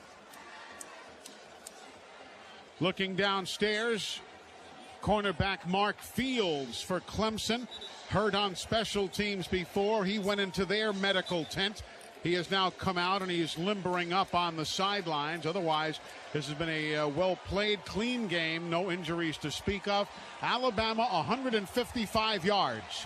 136 on the ground, only 19 through the air. Clemson, 72 yards. 35 rushing, 37 passing. Here we go. Damian Harris is the running back for Alabama now. The Tide starts 1st and 10 from their own 35-yard line. Jalen Hurts pointing out the Mike linebacker. The Clemson defense backs off, hands off to Damian Harris. He'll get across the 35 for a yard to the 36 before Carlos Watkins stops him. And Eli, an unusual personnel package here. Alabama's got 3 tight ends on the field. Brandon Green, Hale Henches, and O.J. Howard. Now they'll substitute and go back to their traditional 1 tight end with the 3 wides, but Bama tried to bulk up there on 1st down. Damian Harris splits to the left of his quarterback on a 2nd down and 8 from the 37. 3 wides to the right and 1 to the left. Clemson repositioning players. Hurts looks left, throws, complete. 1st down, Ridley out across the 45 to the 46-yard line. Calvin Ridley, his 68th reception of the year. Well, perfectly executed inside slant by Calvin Ridley and a delivery by Jalen Hurts. 4 of 9, Jalen tonight. Here's Dieter in motion, left side of the formation. On the give, handoff, Damian Harris. Little there, if any. May get a few inches on first down. It'll bring up his 2nd and 9. Carlos Watkins, he's a load, the senior from Mooresboro, North Carolina, made the stop. Well, he's had a terrific senior year. He's broken some records that were held once by Michael Dean Perry, and of course the refrigerator is an alum of the Clemson Tigers. 8:09 to go until halftime. Bama by 2 touchdowns. Here's Dieter, left side of the quarterback. They fake the give. Rolling right is Hurts. Jalen looks. Jalen can't unload it. Now does near side to Dieter. He cannot make the grab inside the sideline. And it is incomplete. Dorian O'Daniel, the linebacker, out there on the play. And it brings up a 3rd and 9 for Alabama. The Tide, Phil, is 2 of 5 in thirds. Yeah, Clemson did a nice job there on the bootleg action for Jalen Hurts. They picked up the receivers as they came across the field. Nowhere for him to go with the football. Damian Harris again to the left rear of his quarterback. Tide has wide outs to the near side, 2 to the left side. They show blitz. Clemson does. It's picked up. The ball is tipped at the line of scrimmage for the 3rd time today by Clemson. It is incomplete, and the Tide will have to punt it away to Artavis Scott yet again. So that drive, that series went nowhere. And again, Clemson able to deflect the football out of midair. Yeah, they're making Jalen throw it from a well, the proverbial well, so to speak. When he's in the pocket, they're getting their hands up. They do an excellent job with it. And, of course, Christian Wilkins is the guy that majors in that particular statistic. Averaging 40 yards a punt tonight. J.K. Scott waiting for the snap from Cole Mazza. Artavis Scott back at his 10. Clemson sets up a return. A high spiraling kick. It goes to the right, then goes out of bounds around the 12-yard line. We'll see exactly where they spot it. They'll say the 12.5, and that's where Clemson will go to work. Again, Phil, though, they've been kept to a long field. They've had less than the best field position here tonight. Yep, other than their 2nd drive of the game, almost every drive has started inside the 25-yard line. J.K. Scott doing a fabulous job once again as the punter for Alabama. He's the secret weapon. Timeout, 7:42 to go in the half. Bama leads 14-0 on the Crimson Tide Sports Network from Learfield. On game day, I'm with my family, all 100,000 of them. We're Crimson Tide through and through, and tough runs in our family. For generations, Alabama and Ford F-150 have defined toughness. Get impressive savings on the 2016 F-150. Only at your local Ford dealer. Proud sponsor of Alabama football. I'm a fan of the Crimson Tide, and the Ford F-150 is my truck. Roll Tide. Be ready to celebrate the national championship game with Bama gear from Hibbett Sports. You'll find the best selection of the hottest Alabama fan gear. Jackets, t-shirts, polos, jerseys, caps, everything you need for the big game's bragging rights. Hibbett Sports is your national championship gear headquarters. Get to Hibbett Sports today and get your Bama gear on. And should Bama win the big game, select Hibbett Sports locations will be open immediately after the game until 1 a.m. Visit Hibbett.com to find the location near you. It's Alabama versus Clemson. The Crimson Tide versus the Tigers. On the Crimson Tide Sports Network. Welcome back, everybody. Eli Gold, Phil Savage, Chris Stewart. A big hello as well to those of you watching the ESPN MegaCast, where they match up our broadcast to the ESPN telecast. It's available on the ESPN app. Just got a nice text from Mark in Alaska, who is watching and listening. They got a big party going over at Billy's Blubber Bar tonight, I understand. But great to have Mark with us and everybody else who is watching and listening. The second quarter of tonight's national championship game here in Tampa, being brought to you in part by your local Nike factory store at Midtown Village, McFarland Boulevard in Tuscaloosa. They are your destination for Alabama gear and sportswear apparel. Roll Tide with your Nike factory store. Well, Eli, it's felt like Alaska for much of the time that we've been down here in Tampa, but nevertheless, the Alabama defense goes on the field with field position. Clemson comes out, taking over at their own 13-yard line. All right, let's see how the Bama defense can ramp things up again here. Joshua Frazier stays in the middle. Deshaun Hand and Dalvin Tomlinson. That's the rest of the Alabama defensive front. Jonathan Allen getting a bit of a breather right here. 7:42 to go in the half. Alabama leads 14-0. Clemson has Gallman, the running back, to the right rear of his quarterback. Otherwise, 2 wides right, 2 wides left. Watson on the toss. Gallman far side, gets the edge, turns the corner, is picked up by Rashaan Evans and thrown to the ground at the 17-yard line. A pickup of 3 on the play. Yeah, that's that option toss where Deshaun Watson receives the snap in the shotgun, then he scoots to his right. If it's there, he'll run north and south. If not, he tosses it to Wayne Gallman in a pitch-tight manner. Here now is a second down. Well, gave him 4 on that play. 2nd and 6. Here's Deshaun Watson. Quick throw screen right side. Grab made by Kane. He's got running room. He's to the 30. He's got blockers to the near side 40. He's got blockers to the near side 45. And out of bounds he goes in Alabama territory at the 40-yard line. A 41-yard run off after the screen pass reception by Deon Kane. Yeah, that's that tunnel screen where Kane comes back towards the football and Deshaun Watson delivers it to him, and with blockers he picks up tons of yardage. Now 2 wides either way as he goes long. Deshaun Watson does. Contact incidental, they'll say, at the 10-yard line. Incidental contact as Kane and Anthony Averett tangled their feet at about the 15. Dabo Sweeney says yabba dabba, Dabo do. The official says yabba dabba don't, and there's no flag. Yeah, incidental contact there. Of course, this action's taking place on the Clemson end of the field, so a lot of reaction there on the no call. Here's a 2nd and 10 from the Alabama 39. Watson with Gallman to his left rear, 2 wides left, 2 wides right. Quick throw near side off the hands of Mike Williams on the slant at the 35. Incomplete. It's now a 3rd and 10.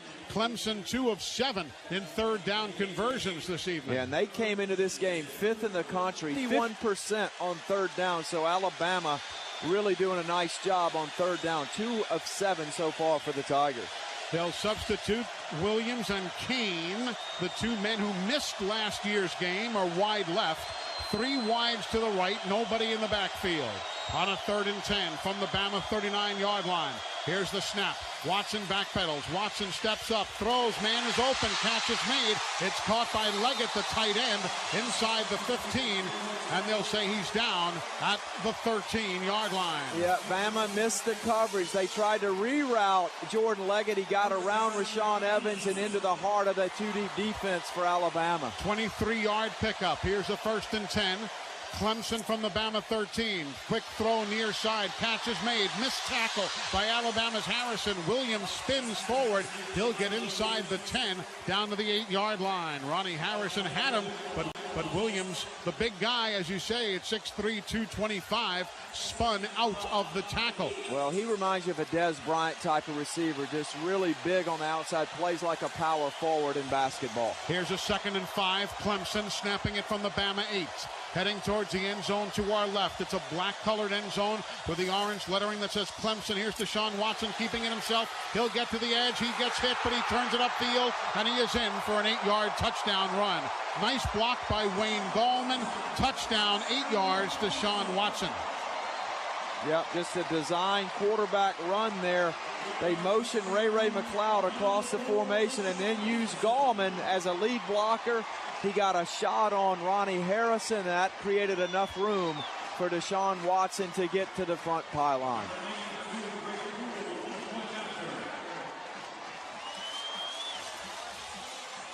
So Deshaun Watson puts Clemson on the board. Greg Hugel, who is 66 of 68 in extra points here today, or this season, will boot this one up, and it is good. And Alabama's lead is cut in half to 14-7 with 6:09 remaining in the half. Well, impressive drive for the Tigers. Of course, Alabama was a whisker away from getting a hand on that tunnel screen, the pass to Deon Kane that really set all of this up for Clemson, but Alabama unable to keep the Tigers out of the end zone. So the Tide now leads 14-7, and don't forget, Clemson will get the football to begin the second half as they won the toss and elected to defer, just to keep that in the back of your mind. You knew Clemson was not going to be kept off the board, likely. Well, you're not going to hold this offense down the entire game, and of course it was the tunnel screen that triggered that reaction for Clemson's offense that led to a middle read throw from Watson to Jordan Leggett, their big tight end down the middle, and Alabama bit on their heels on that particular drive. So Deshaun Watson with an 8-yard run, and now Greg Hugel to kick it off. Near side, Ardarius Stewart. Far side, Garrick Dieter. They are to our left. Kick on the way. Taken by an up man. And it's Hale Henches who'll bring it out across the 35-yard line and lumbers to a stop at around the 36. So an up man for the Crimson Tide with the return, and a good job by the big man. Yeah, Hugel only hits about 40% of his kickoffs for touchback, so they opted to take the shorter mortar-type kick. Hale Henches fields it, pushes it out to the 37, so Alabama with good field position to start this drive. That was a Bromberg Forever Mark Diamond scoring drive for Clemson. 7 plays, 87 yards in a minute 33. We'll hear from Chris Stewart in a moment, but here's a 1st and 10 Alabama from their own 37. Bo Scarborough back in at running back. They hand it to him, but no, it'll be kept instead by Jalen Hurts. He'll stutter step move it to the near side and run out of bounds after a gain of 3 to the 41. Dorian O'Daniel stayed with him as we do check in now with our Cook's Pest Control sideline reporter, Chris Stewart. Eli, back to what Phil was talking about with the shorter kick there, trying to position a little bit. Also, they were kicking into the wind. We could see if that could be a factor to maybe aid Adam Griffith as Bama continues this drive. Here's a 2nd and 7. Alabama football is at their own 40-yard line. Hurts claps his hands, gets the snap. Quick unload, far side. Grab is made. Ridley breaks a tackle, 50. Goes down to the 45 of Clemson, where Alabama has the big first down. Nicely done, Jalen Hurts. They try to build up his confidence with those high percentage passes. A 15-yard pickup. Yeah, simple hitch route to the outside. And again, a Clemson defender, Ryan Carter, misses the tackle. Alabama gets the first down. From the 45, handoff Scarborough. He's into the secondary as he gets taken down after a 5-yard gain to the 40-yard line. Bo Scarborough, he'd just soon run over you than run around you. Well, he is reminiscent of Derrick Henry. There's no question about that. Same size, almost the same speed. Now they fake the give and the throw far side, bobbled by Ridley. It's an incomplete forward pass, though Ridley went back to cover it near the midfield stripe. It brings up a 3rd down and 5 for Alabama. Yeah, that was Calvin simply taking his eye off the football. It was going to be a quick screen into the boundary. Not a lot of room over there, but Steve Sarkisian must think that they have the proper number of blockers to get him an escort. Bama looking at a 3rd and 5 from the Clemson 40. The Tide heading left to right as you listen. Bama leads 14-7. 5 minutes to go in the first half. Forrestall, the tight end, goes in motion to the left of the formation. Clemson will adjust. They're pointing their fingers as Jalen Hurts takes the football, tries to run to the perimeter, but Kendall Joseph, the middle linebacker, stays right there with the play and gives him absolutely no running room, and Alabama will have to punt it away to Artavis Scott. Yeah, the drop pass on the 2nd down really killed that drive for Alabama. They go with a design quarterback keeper into the short side of the field. Nothing doing there, and now J.K. Scott will have to punt it away. 4 punts for an average of 40.6 yards per. Joseph and Boulware, just tough to run on them going laterally. Here's J.K. Scott, gets the snap, booms this one away. It is sailing high and long. Can Alabama make the play again? No, not this time. It goes into the end zone, a 45-yard punt, and the touchback. Yeah, that puff of wind that Chris just referenced really carried that ball into the end zone, because remember, when Bama downed the ball inside the 1 of Clemson, it was going in the opposite direction. So with 4:24 remaining in the half, Alabama leading 14-7. Clemson has the football. The Tigers in their white jerseys over the orange pants. Alabama in the crimson jerseys over the white pants. A little issue here now on the near sidelines. The officials talking over some matter with game operations folks. Apparently, referee Mike DeFee satisfied that everything has been rectified. He'll return to his position inside the 10-yard line, and the play will resume. 4:24 to go in the half. Well, Eli, we always talk about these last 5 minutes before the half. Pivotal here for both teams. For Bama, they want to get a stop, get the football back. For Clemson, they want to try to tie this game up. Bama needs an interception. Here's the give to Gallman. The motion man comes across to the near side and steps out of bounds as he turns it upfield at about the 23-yard line. Man, I thought Gallman had stepped out of bounds as he came laterally across at the 19, but apparently not. Well, he is a competitive back. He's the most physical player on the Clemson offense, including all their offensive linemen. Here's now a 2nd down and 6 for Clemson. Snapping it at their own 24-yard line. Deshaun Watson stands and throws. Catch made. Here's Williams near side. 1st down and more out of bounds at their own 45-yard line. Yeah, Mike Williams got matched up on Anthony Averett, and because of that size, he was able to shove off Averett, create some room for himself. Anthony falls down, and Clemson picks up the 1st down. 18-yard pickup. Here now the give to Gallman on 1st and 10. And Alabama's defense, led by Deron Payne, will just grab the runner as he comes by after a pickup of the yard. Of course, Deshaun Watson also had a ton of time to stand there and to stand there and to stand there. Maverick Morris now comes in at right guard.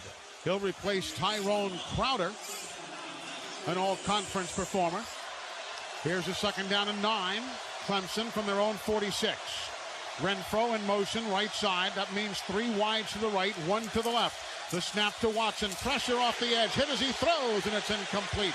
A hard hit by Ryan Anderson as he and Deshaun Watson really collided. Both men get up after a moment on the turf, and it brings up a 3rd and 9 for Clemson. Yeah, that was a terrific pass rush there by Alabama. They were able to put a big shot. That was Ryan Anderson who hit quarterback Deshaun Watson. Now the Tigers looking at 3rd and 9. They are 3 of 8 in 3rd down conversions.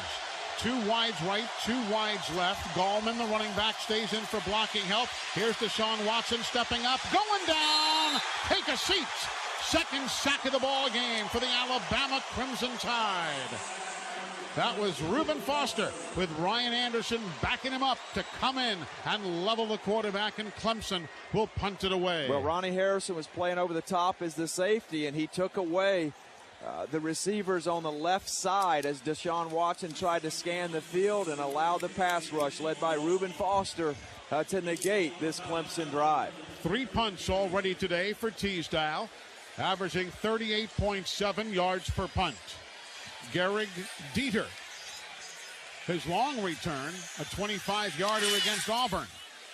He'll watch this one bounce. He'll play it on one hop of the 30. Gets outside the coverage, 35, and he's up to the 38-yard line before he goes out of bounds. Boy, a scary one there, but he made it. He knew what he was doing. I tell you, Eli, last week we needed the Atlanta Braves catcher of old, Biff Pocoroba, with his big catching mitt to field those punts off the Washington Huskies punter. Tonight, Gehrig Dieter went down there like a shortstop, fielding the ball. He looked like Alex Rodriguez, who used to take some reps across the street at the Yankees Legends complex. Indeed, right across the street, Steinbrenner Field, Legends Field, home of the Yankees during spring training.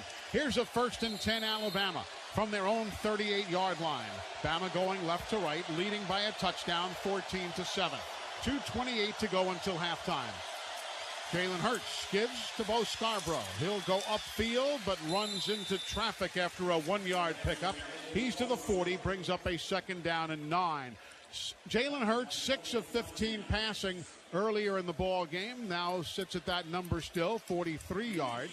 Scarborough, 9 carries, 76 yards, and a couple of touchdowns. Here's a 2nd down and 8. Pistol formation.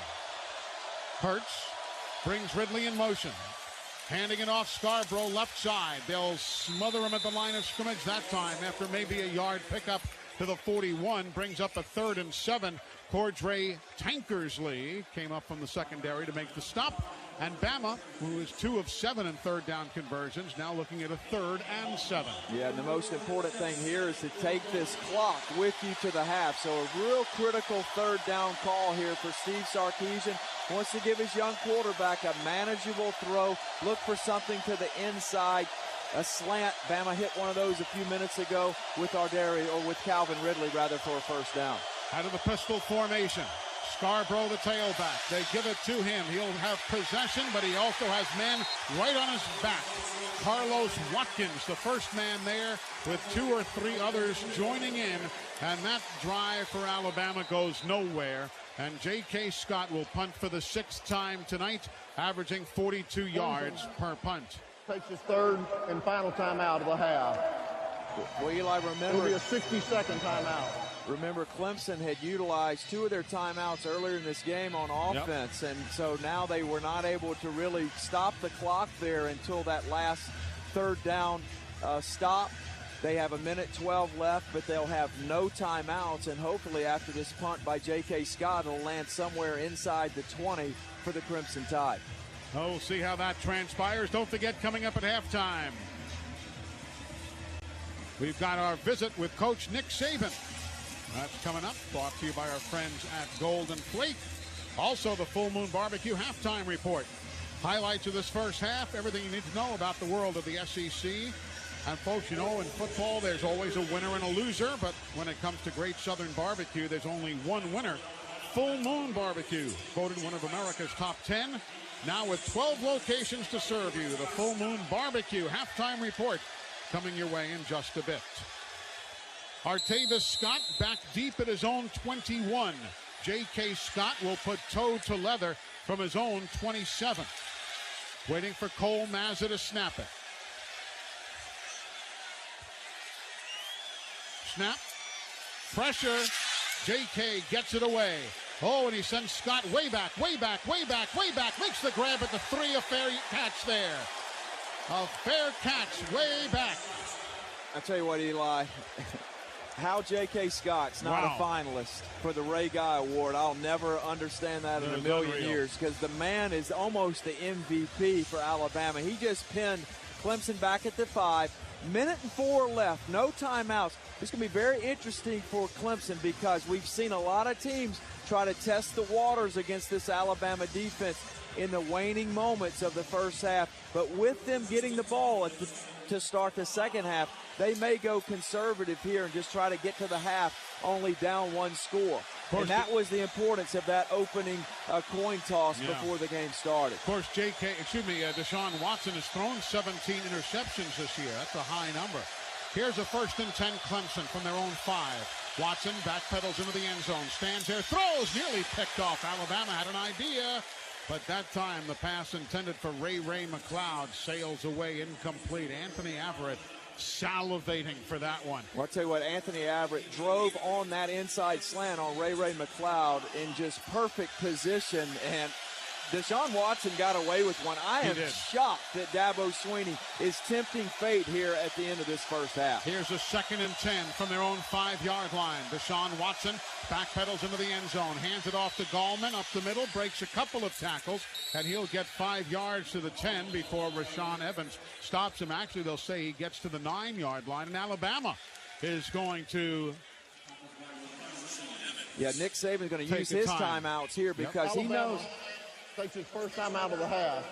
Please set the clock to 54 seconds. He's going to try and get the ball back and maybe get a chip shot field goal. If he gets a stop here with Teasdale, who only averages 38 yards a punt, regardless if he gets a roll and hits the ground and Bama can't field it, they probably would get this football somewhere around midfield and have a shot to perhaps set up for a late field goal. So Bama now with 2 timeouts remaining here in the first half. Alabama leads 14-7. Bo Scarborough ran for a 25-yard touchdown and a 37-yard touchdown. Deshaun Watson with an 8-yard touchdown run, and that's been the scoring tonight. A far cry from 45-40 of a year ago. I really anticipated this to be a different game. Everybody focused on the rematch. I didn't think it would be a rerun in terms of a track meet or a basketball on grass kind of game. And Alabama's been able to drag Clemson into their style of play, which is rough and tumble, pull them in the alley, make them fight, and that's what Alabama's done so far in this first half. Clemson 3 of 9 in third down conversions. Here's third down and 6 from their own 9-yard line. Empty backfield, 5 men are in the pattern, 3 to the left, 2 to the right. Deshaun Watson now raises both hands over his head repeatedly.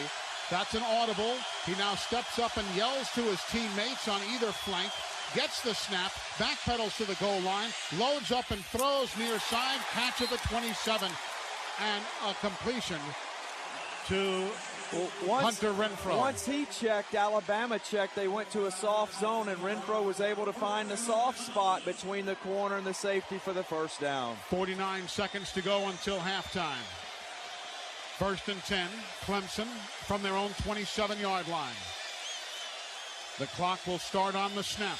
Wideouts, 3 to the right, 2 to the left. Watson comes up. He will audible to his line. Backpedals, gets the snap. Off the corner, throws, ball tipped in the air, and it falls incomplete. Alabama's Rashaan Evans got his hands on that one, as 3 Clemson players have done to Jalen Hurts today. You talk about swimming in chum-filled waters. With these Crimson Tide defenders, they're like sharks with us being down here in Tampa Bay. And that time, Bama had 3 defenders that almost got to that football that was batted up into the air.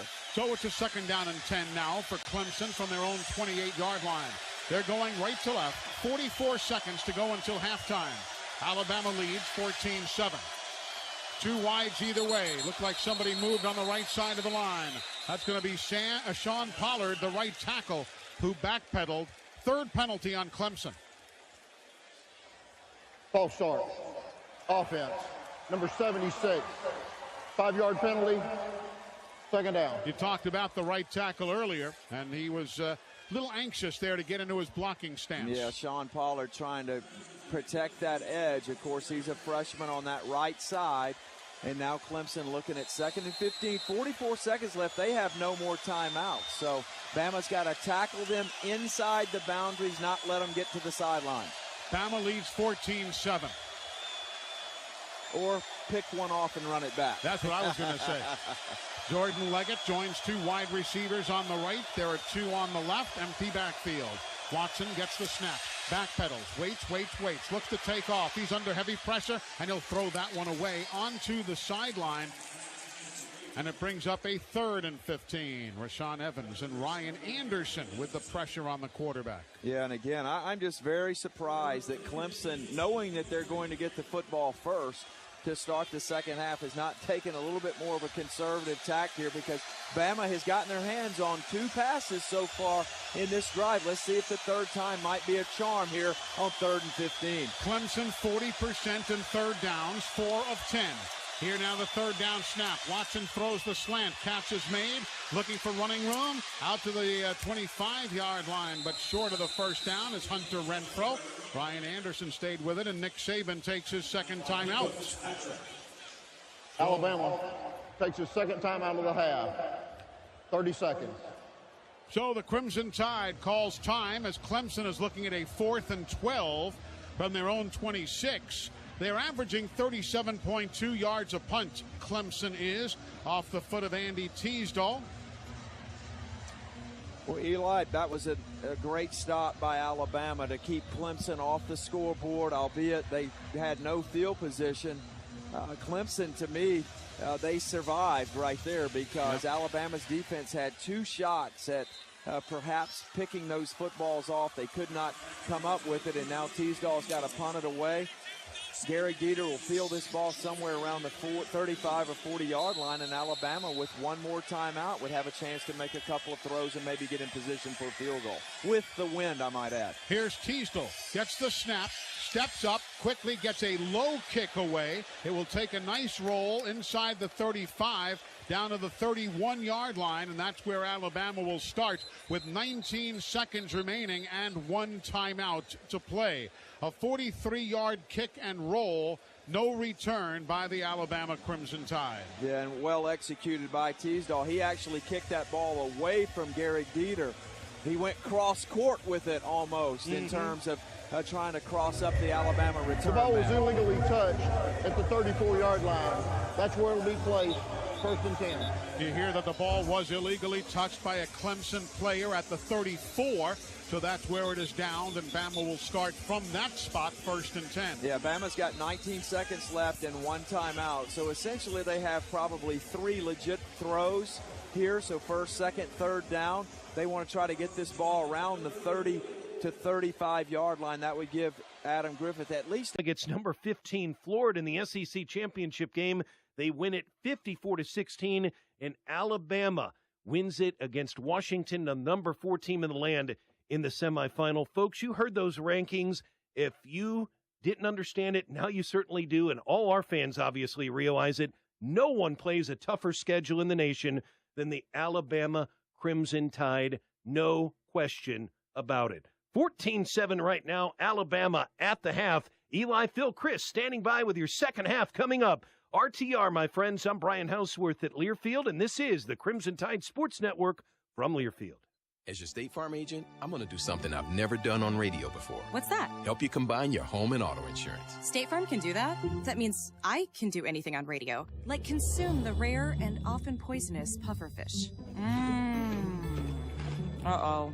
I can't feel my face. Please, ma'am. What happened to my tongue? All I'm saying is State Farm helps life go right by helping combine your home and auto because they can. I'm fine. Just a little paralysis. State Farm, here to help life go right. Call an agent today. When a team makes history with remarkable wins and achievements, you call them a dynasty. When Toyota outperforms the competition with best-in-class vehicles, you call them unrivaled. Get 0% APR for 60 months on a new 2017 Toyota RAV4. Toyota, let's go places. Offer valid through January 31st, 2017. 0 down for well-qualified buyers with approved credit and financing through Southeast Toyota Finance. $1,667 monthly payment for every $1,000 financed. Excludes tax, tag, registration, title, and dealer fee. See dealer for details. We don't do it for recognition or a pat on the back. Not for glory or any award. We make the highest quality pork products because that's what you deserve. And we're honored when you have us over for dinner. That's why pride is in our name. Carolina Pride. Crafted with Southern pride. What you brewing, honey? Just trying Red Diamond coffee instead of our usual Starbucks. Hey, Dad, can I get a cup? Weren't you at college? Hey, neighbor, can I have a cup? I guess. Hey, current resident, can I have a cup? The mailman? But it's Sunday. If you're a loyal Starbucks user at home, try Red Diamond. You'll likely switch, like the many who did so in a blind taste test. For friends who like to gather around the table, Red Diamond, shared since 1906.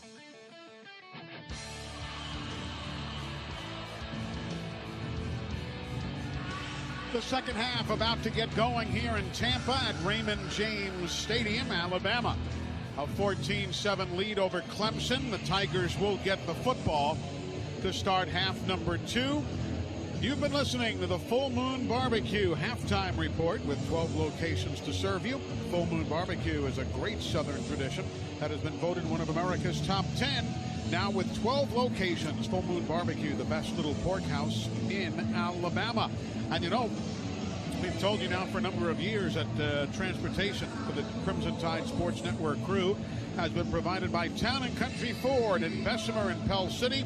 The same for this trip. Many of us drove down here to Tampa with our families to enjoy the Championship Week festivities. Folks, remember, you'll find big town selection and low country prices at Town & Country Ford, I-59 exit 108. Academy Drive in Bessemer and right off the interstate in Pell City. Check them out. You're not going to find a better dealership to deal with. Town & Country Ford. Well, Eli, Alabama has dictated this style, the tempo of play, play in the first half. They've won the turnover margin with the recovered fumble off the bad snap for the Clemson offense. And, of course, they've rushed for 143 yards in the first half. Under Nick Saban, they're 92-4 when they clear that number. They'd love to double that here in the second half. But the biggest area of improvement will be on the third downs, and that, of course, is a trickle-down effect from what happens on first and second down. Bama's got to be more productive on first and second down on offense so that they can get to a more manageable situation on third down. But the pivotal drive of this game probably is right here, right now, to open the third quarter. Clemson gets possession first. Artavis Scott deep to the near side. C.J. Fuller to the far side. Here's the kick. It goes towards Fuller. He'll make the grab at the 1.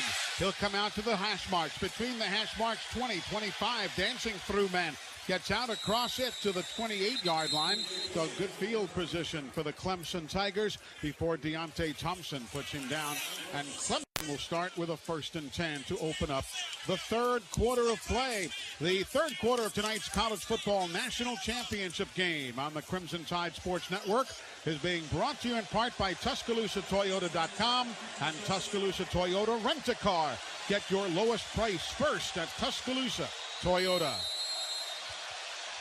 With Gallman, the running back. Man in motion, Scott. Here now the give to Gallman. Comes near side, gets spun around. Tony Brown and Dalvin Tomlinson finally there to stop him at the 30-yard line. They'll give him a 3-yard gain on the play. It'll be 2nd down and 7. Well, very interested to see how Clemson attacks this Alabama defense. They tried to run the ball some themselves in the first half. They actually had 22 carries but only netted 50 yards. And, of course, found some success in the second quarter throwing the football. 2nd and 7 from the 30. Snap to Watson. He looks left. He throws left. Nice grab made. And it's complete out for a 1st down to the 39-yard line. Renfro, who was so tough against Alabama a year ago with a couple big catches here tonight. Yeah, he was in the slot that time. He ran a pirouette type of route, a jerk route, found an opening, and Watson was able to get him the football. 2 wides either way. Play action to Gallman. They throw the slant. It deflects and falls incomplete at the 40-yard line. Mike Williams, the intended receiver. It is incomplete to him. Yeah, of course, Watson there, he throws that ball. It ricochets off the hands of Williams, and Minka Fitzpatrick trying to scoot over there and make an interception. Now here comes Artavis Scott. He'll be one of 3 wide receivers to the right of Deshaun Watson. 1 wide out to the far side. Running back Gallman to the left rear of his quarterback. Here now is the give to Gallman. Straight up the middle. Nothing there. Nothing there. Nothing there. Ball comes loose. Picked up by Alabama. Here is Anderson, and Ryan's got the ball inside the 14-yard line. Ryan Anderson, thank you very much, with a fumble recovery off Gallman, and Bama's looking at a 1st and 10 from the Clemson 15. Well, Gallman was stopped at the line of scrimmage, and it was Ryan Anderson once again who ripped that football away. And other than a tackle, a touchdown-saving tackle by Hunter Renfro, Ryan Anderson was off to Alabama's 60th non-offensive touchdown. Hunter Renfro did a great job going down low, taking the legs out from underneath Ryan Anderson. Now let's see if Bama can cash in. We're early, 2nd minute of the third quarter. Bama leads 14-7. 1st and 10 from the 16.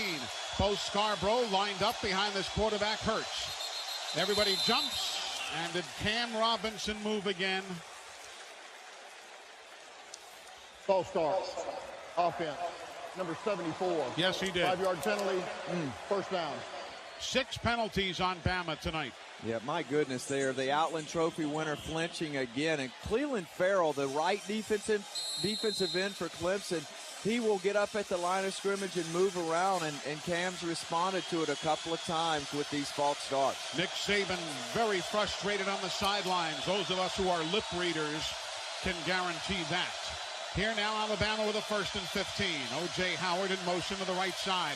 Here now the give. Scarborough runs up on a couple of his own teammates, including Pierce Baker, but finds running room inside the 20 down to the 18. He'll pick up 3 on the play. It'll be a 2nd down and 12 upcoming. Yeah, Bama, when they've been able to get Bo Scarborough cleared through the front line, he's been extremely effective, but oftentimes it's been either a no gain or negative yardage run or a big touchdown run for Bo. It's been a lot of hit or miss for the Tide run game so far. Ridley and Garrick wide left. Here goes Ardarius Stewart and O.J. Howard shifting to the right on a 2nd down and 12. Jalen Hurts gets the ball, fakes the throw, goes with a fade right into the corner of the end zone, overthrows Ridley, incomplete. He was in the end zone corner, far side, with Ryan Carter on the coverage, incomplete. Yeah, that was a slant and go for Calvin Ridley. In other words, he goes down 3 steps, breaks in. It was a pump fake, and Ridley did not get over the top of the corner. There was really nothing there. Now Alabama looking at 3rd and 12 from inside the 20-yard line after that fumble caused by Ryan Anderson and picked up by the same man. Bama 2 of 8 in third down conversions. Let's see what Steve Sarkisian dials up here. 3 wides to the left. Bo Scarborough to the right of his quarterback. Hurts in the shotgun. Steps up, then steps back. Claps his hands, gets the snap. Looks, throws, down low, caught. 10-yard line, Alabama. It was O.J. Howard, the tight end, at the 10. He'll be 3 yards shy of the first down. So Bama's going to put points on the board. Yeah, this is an easy call for Nick Saban at 4th and really a long 3 inside the 10. You've got to take the field goal shot here to try to go up by double digits. This would extend Alabama's lead to 17-7. A 28-yard try. This is from the right hash, which is the preferred side for Adam Griffith, who typically hits the ball from right to left. He is 9 of 10 from this distance this year. Cole Mazza snaps it. Cooper Bateman puts it down. Kick is on the way, and it is good. And Alabama's lead is now 17-7 after a 28-yard field goal by Adam Griffith. And Bama gets points on their first possession of the second half. Back in a moment to Tampa, where the college football championship game is led by Bama 17-7. This is the Crimson Tide Sports Network from Learfield. Be ready to celebrate the national championship game with Bama gear from Hibbett Sports. You'll find the best selection of the hottest Alabama fan gear. Jackets, t-shirts, polos, jerseys, caps, everything you need for the big game's bragging rights. Hibbett Sports is your national championship gear headquarters. Get to Hibbett Sports today and get your Bama gear on. And should Bama win the big game, select Hibbett Sports locations will be open immediately after the game until 1 a.m. Visit Hibbett.com to find the location near you. Bama fans, are you moving this football season? Well, Uncle Bob's Self-Storage is bringing you a game-winning offer. Use our moving truck for free with any new storage rental. But that's not all. Stop into any Uncle Bob's and just say, Roll Tide, to get 20% off all boxes and moving supplies. Alabama, Mississippi, Georgia, wherever Tide fans roll, Uncle Bob's is your neighbor. Stop into Uncle Bob's Self-Storage or visit us at UncleBob's.com for prices, locations, and helpful tips. Roll Tide! Game day brings out the best in all of us. Leadership, teamwork, tradition, spirit. These are the things we love about college athletics. They're also the values that drive the associates at Regions Bank to bring you the products, advice, and financial guidance you need to move life forward. Because at Regions, every day is game day. Regions, official bank of the SEC. Regions Bank, member FDIC. It's Alabama versus Clemson. The Crimson Tide versus the Tigers on the Crimson Tide Sports Network. Welcome back to Raymond James Stadium. Alabama leads Clemson 17-7. The Brombergs forever mark Diamond scoring drive. 4 plays, 7 yards in a minute 29. And Alabama leads 17-7. Let's check in with our Cook's Pest Control sideline reporter, Chris Stewart. Eli was in the locker room at halftime, and I got to tell you, it didn't seem like any different than any other game this year. A lot of conversation, but no panic by any stretch for this Alabama football team. But the last message Coach Saban gave his squad just before they came out of that locker room was that the defense needed to set the tone early, look for a turnover, got it. But to Clemson's credit, they've got the best turnover coverage unit we've seen all year. Alabama normally getting points, or at least more than just 3 off of something like that. But the Tigers feel like, as we all talked during the timeout, probably dodged one right there. 2 turnovers, only 3 points allowed. Artavis Scott and C.J. Fuller are the deep men for Clemson. Scott to the near side, Fuller to the far side. You know, we'll talk about Cam Robinson a little bit later on when Bama's got the offense out there again. He's been an interesting story this year. Wins the Outland Trophy, the Jacobs Blocking Trophy. He's an all-conference, all-America. But those penalties, man, they have been a bugaboo all season. Here's the kick by Griffith. It goes far side. Fuller takes it at the 8-yard line. Fuller up the number, slips down, goes down at the 17-yard line. How is it that a guy is so good, gets all those accolades, but once or twice a game, not that I could do any better, understand, but how come every game, once or twice, he's good for a penalty? Well, there's no doubt. He's had some concentration penalties throughout the season. He's the most penalized player on the Alabama offense. He came into tonight's game, I think, with 8 penalties on the year. He's added to that total now 10 penalties in what will be Bama's 15th game tonight. But he's so big and strong, he may actually translate to right tackle in the NFL more so than as a pure left blind side protector on the left side. 1st and 10, Clemson from the 16. Empty backfield. Deshaun Watson goes running, but he comes up on the back of his own teammate Taylor Hearn and gets taken down at the 20 after a gain of 4. It'll be a 2nd down and 6 upcoming for Clemson. Well, it's pretty obvious that Bama is winning the battle at the line of scrimmage. They're the more physical team. That doesn't always translate to victory, but right now you have to feel like this game at 17-7 is exactly what Alabama was hoping for. Here's the 2nd and 6 from their own 21 for Clemson. Watson stands in, throws far side, catch made at the end line. Deion Kane with a 1st down grab out to the 35-yard line. Yeah, that's that fade stop. Deion Kane at over 6'3" himself as an outside receiver. He's a difficult matchup. Watson throws up to his back shoulder, and Anthony Averett just not able to get the football down. 1st and 10 from the 35-yard line. Kane in motion, comes to the near side. Running back deploys. Here's the throw to Renfro underneath. He'll try and weave his way through the Bama defense. Makes the grab and gets out to the 43-yard line before Rashaan Evans makes the stop on him. Brings up a 2nd down and a couple. Yeah, Renfro is really slippery when he has the football in his hands. He's not particularly fast, but he's extremely quick. And that time he picked up 8 yards for the Tigers. They'll work with C.J. Fuller in the pistol formation now behind Watson. Wideouts all around. Play action fake. Watson stands in. Watson escapes to the near side. He's got a 1st down and then goes out of bounds short of the 50-yard line, but still plenty of distance to move the chains for the Clemson Tigers. We're early in the 3rd quarter. 10:56 to go in the 3rd. Bama's lead is 17-7. Well, as important as that first drive of the second half was, this one is just as important. Alabama trying to hold this 10-point lead and keep the Tigers off the board. Here's the toss to Fuller. Alabama comes across with a hard hit by Reuben Foster, who rolls laterally and gets him after a gain of 1.5 yards to the 50-yard line, or more appropriately now to the Alabama 49.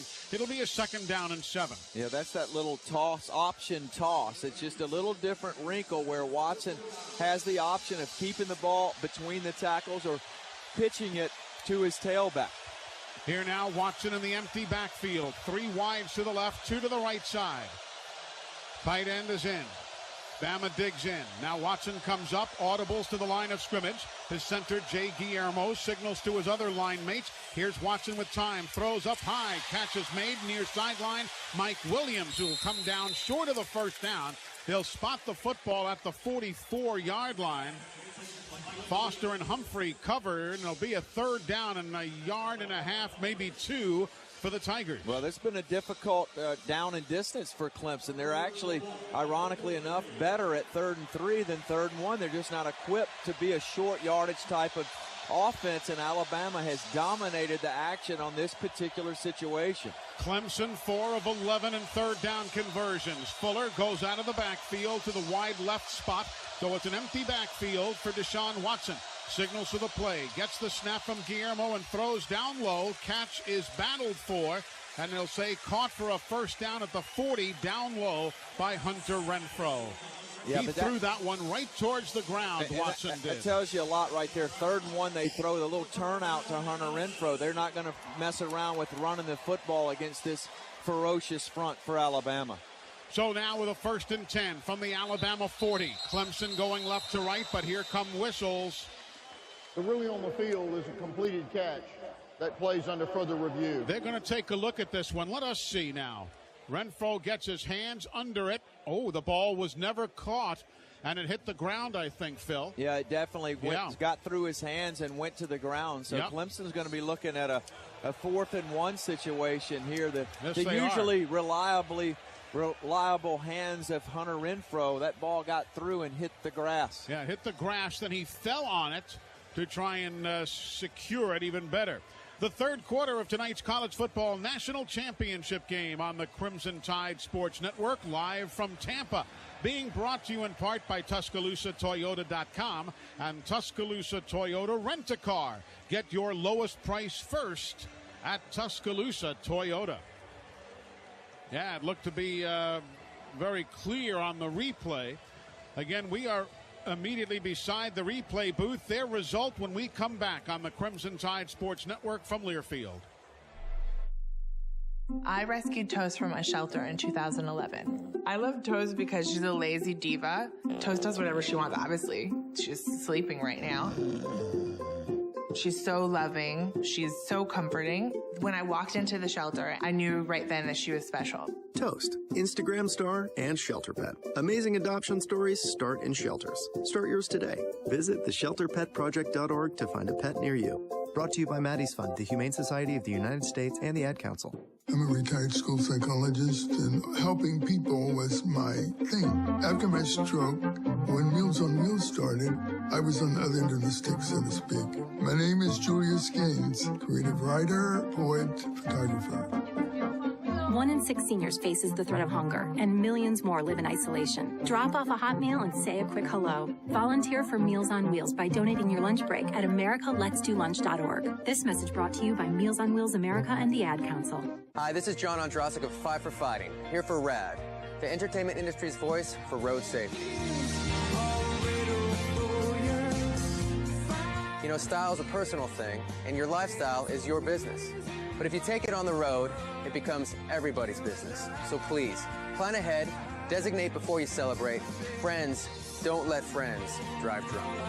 A public service announcement brought to you by RAD, the National Association of Broadcasters, and the Ad Council.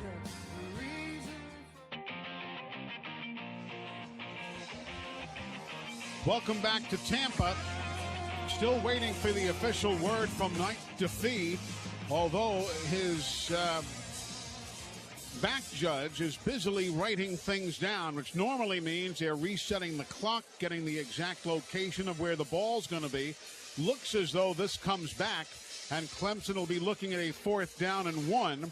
The replay official, Tom Robinson, is beside us, and they've already finished their work. So the communicator is just giving all the information to referee Mike DeFee from the Big 12. And now he's taking his headset off, and he'll tell us what he has found on the video. After reviewing the play, the ball hit the ground before the player was able to gain control. It's an incomplete pass. It's going to be 4th down and 2 at the 43.5-yard line. Please set the game clock to 9:23. So they'll set the game clock, as you hear, to 9:23. It'll be a 4th down and 2. Do they go with Watson? Do they throw it, Phil? What do you think? Well, considering the fact that in the first drive of the game for the Clemson Tigers, remember, they went for it on a 4th and 1, did not make it running the football. I think this is probably a throw here, one of those quick option routes for Hunter Renfrow. Look for him. He's in the boundary here in the slot for Deshaun Watson. All right, here we go. It'll be a 4th down and 2.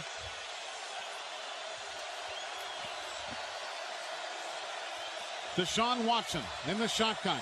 He has Gallman to his right. Alabama's defense digs in. Tony Brown helps reposition Rashaan Evans. Watson gets the snap. It'll be a quick kick. A quick kick for Clemson. It will roll and roll inside the 10, down to the 5-yard line. That's interesting. They choose not to go for it on 4th and 2, and a 40-yard quick kick. Second game in a row that somebody has used a quick kick against the Tide. Well, remember, they lost the battle of field position the entire first half because they did not make that 4th down call in the first quarter. Dabo Swinney did not want to have a repeat performance of that situation, so he opts for the quick kick. This is something that Clemson had in their repertoire last year, have not used it as much this season, but nevertheless, Deshaun Watson nails Alabama down to the 5-yard line. That's a great explanation, but I'd rather say they just didn't think they could make it on 4th down against the Bama defense. Well, Alabama's looking a long field here, 95 yards away, and the last time they were in this situation, Bo Scarborough ran them off the goal line against the Washington Huskies, capped it off with a 68-yard run. How about a repeat performance there? Here now the handoff to Scarborough. He gets to the 5, breaks a tackle, gets to the 7, maybe the 8-yard line before Clelin Ferrell will stop him. Clelin Ferrell, the freshman defensive end from Richmond, Virginia, and he is banged up. He is slow in getting up now, helped up to his feet by a teammate, and he will hobble back to his position. No substitution for him.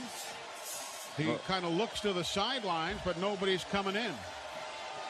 I tell you, Bama has run the football to the left at Ferrell. He's, of course, much smaller man than Christian Wilkins, who's 310 pounds on the other side. Here's Jalen Hurts to the goal line, loads up and throws. Ball is incomplete at the 15-yard line as Ridley, or at least Ardarius Stewart, was hit hard by the defense. That was Ben Boulware, the linebacker, and there is another Clemson player down at the 5-yard line. That's going to be the same one, Clelin Ferrell, who was hurt on the previous play.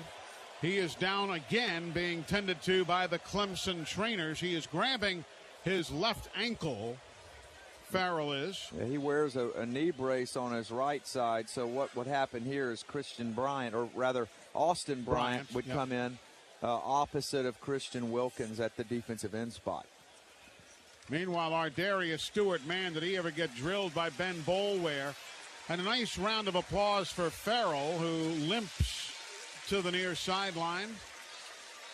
And Austin Bryant, as you say, will be coming in to fill that spot. The sophomore from Georgia. Yeah, I'll tell you, that was a big shot delivered by Ben Boulware. It knocked the mouthpiece out of Ardarius Stewart's mouth, obviously. It escaped all the way through the face mask and went flying backwards on the turf. So timeout for the injury. Don't forget the Crimson Tide basketball team in action coming up tomorrow. The women in action later in the week. Gymnastics has opened up its season, and next month softball and baseball will be cranking up. If you're a Bama fan, there's lots going on at the Capstone. You might want to make your plans to check things out. Season tickets, partial season tickets are all available for all of the Crimson Tide springtime sports. We'd love to see you in Tuscaloosa. Well, Eli, Alabama will be looking at 3rd and 7 when the action resumes, and this is where Steve Sarkisian is going to earn his money tonight, making his debut as the signal caller, the play caller for this Alabama offense. He's got the offensive team gathered around him on that far sideline, and this is obviously a throwing situation. Look for O.J. Howard to be a featured receiver in this circumstance. O.J. Howard, 1 catch, 9 yards today. Scarborough, 1 catch for 7. Calvin Ridley, 5 receptions for 36. Ardarius Stewart, 1 catch for a -3. On the ground, Bo Scarborough, 14 carries, 82 yards, 2 touchdowns. Jalen Hurts has run 5 times for 26. Ardarius Stewart, 1 carry for 25. Josh Jacobs, 1 for 13. Damian Harris, 2 carries for 3. And Jalen Hurts numbers on the in the air, 8 of 19, 49 yards. Well, Bama's been effective, certainly running the football. The 2 biggest plays on that side of the ball have occurred running it with Bo Scarborough. Of course, both of those were on the plus side of the field. But at 3rd and 7. Tough to run. Tough to run, although Bama ran it off the goal line last weekend. Remember, against Washington, it was 3rd and 11, and Bo popped a run out of there and got Alabama moving in the second half against the Huskies. Bama leads 17-7, 8:28 to go in the 3rd. What a nice time this would be for a nice 9-yard completion. Bama on a 3rd and 7 from their own 8-yard line. Jalen Hurts in the shotgun. He has Bo Scarborough to his left. Jalen will point with his left arm.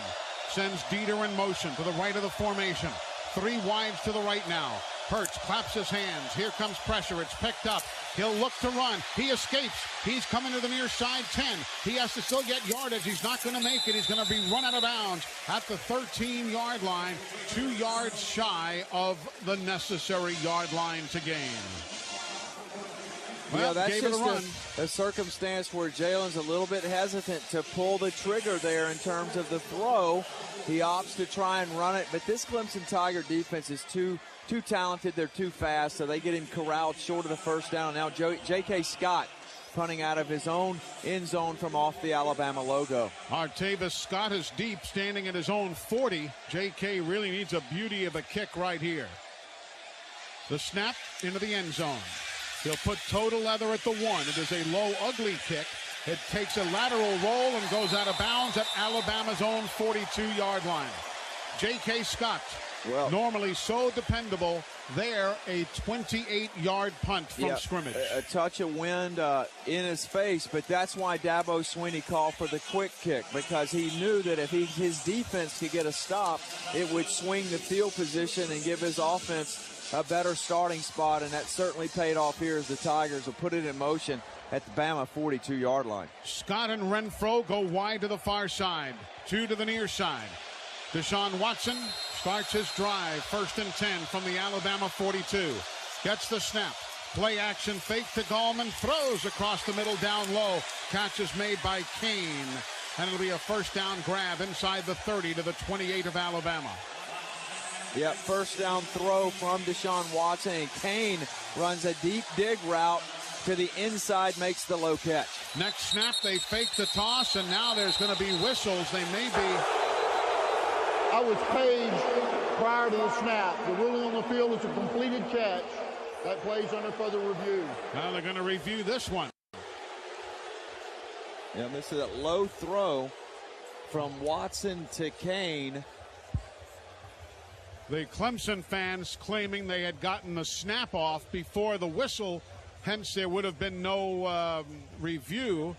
Kane, well, tough to tell from the back. I think that ball's on the turf, Eli. I think it may have skipped off the grass there. Well, I don't know if it did or not. His arms were underneath it, Phil. Well, tough to tell. And this is going to be a tough call for Tom Robinson, the replay official. Yeah, his hands moved, though, and that ball looked like it moved as well. Yep. We're watching a number of different angles here. I don't know if they have enough video. Well, yeah, that one right there that we're watching now shows the ball on the ground with Ronnie Harrison defending. Yeah, I'm eavesdropping, so to speak, except with my eyes. I feel like a peeping Tom over here, Eli. So I think this is going back. That ball seemed to bounce off the grass. They are writing in the... After further review, the ruling on the field stands. Yeah. First down. I had a feeling there wasn't going to be enough to overrule it there, Filbert. I was afraid of that. Well, I was looking through your crimson-colored glasses. Yeah, I don't blame you. Well, nevertheless, it's 1st and 10. Now this is where Alabama's defense has to keep their poise in the high red zone here at the 28-yard line. Clemson going left to right as you listen.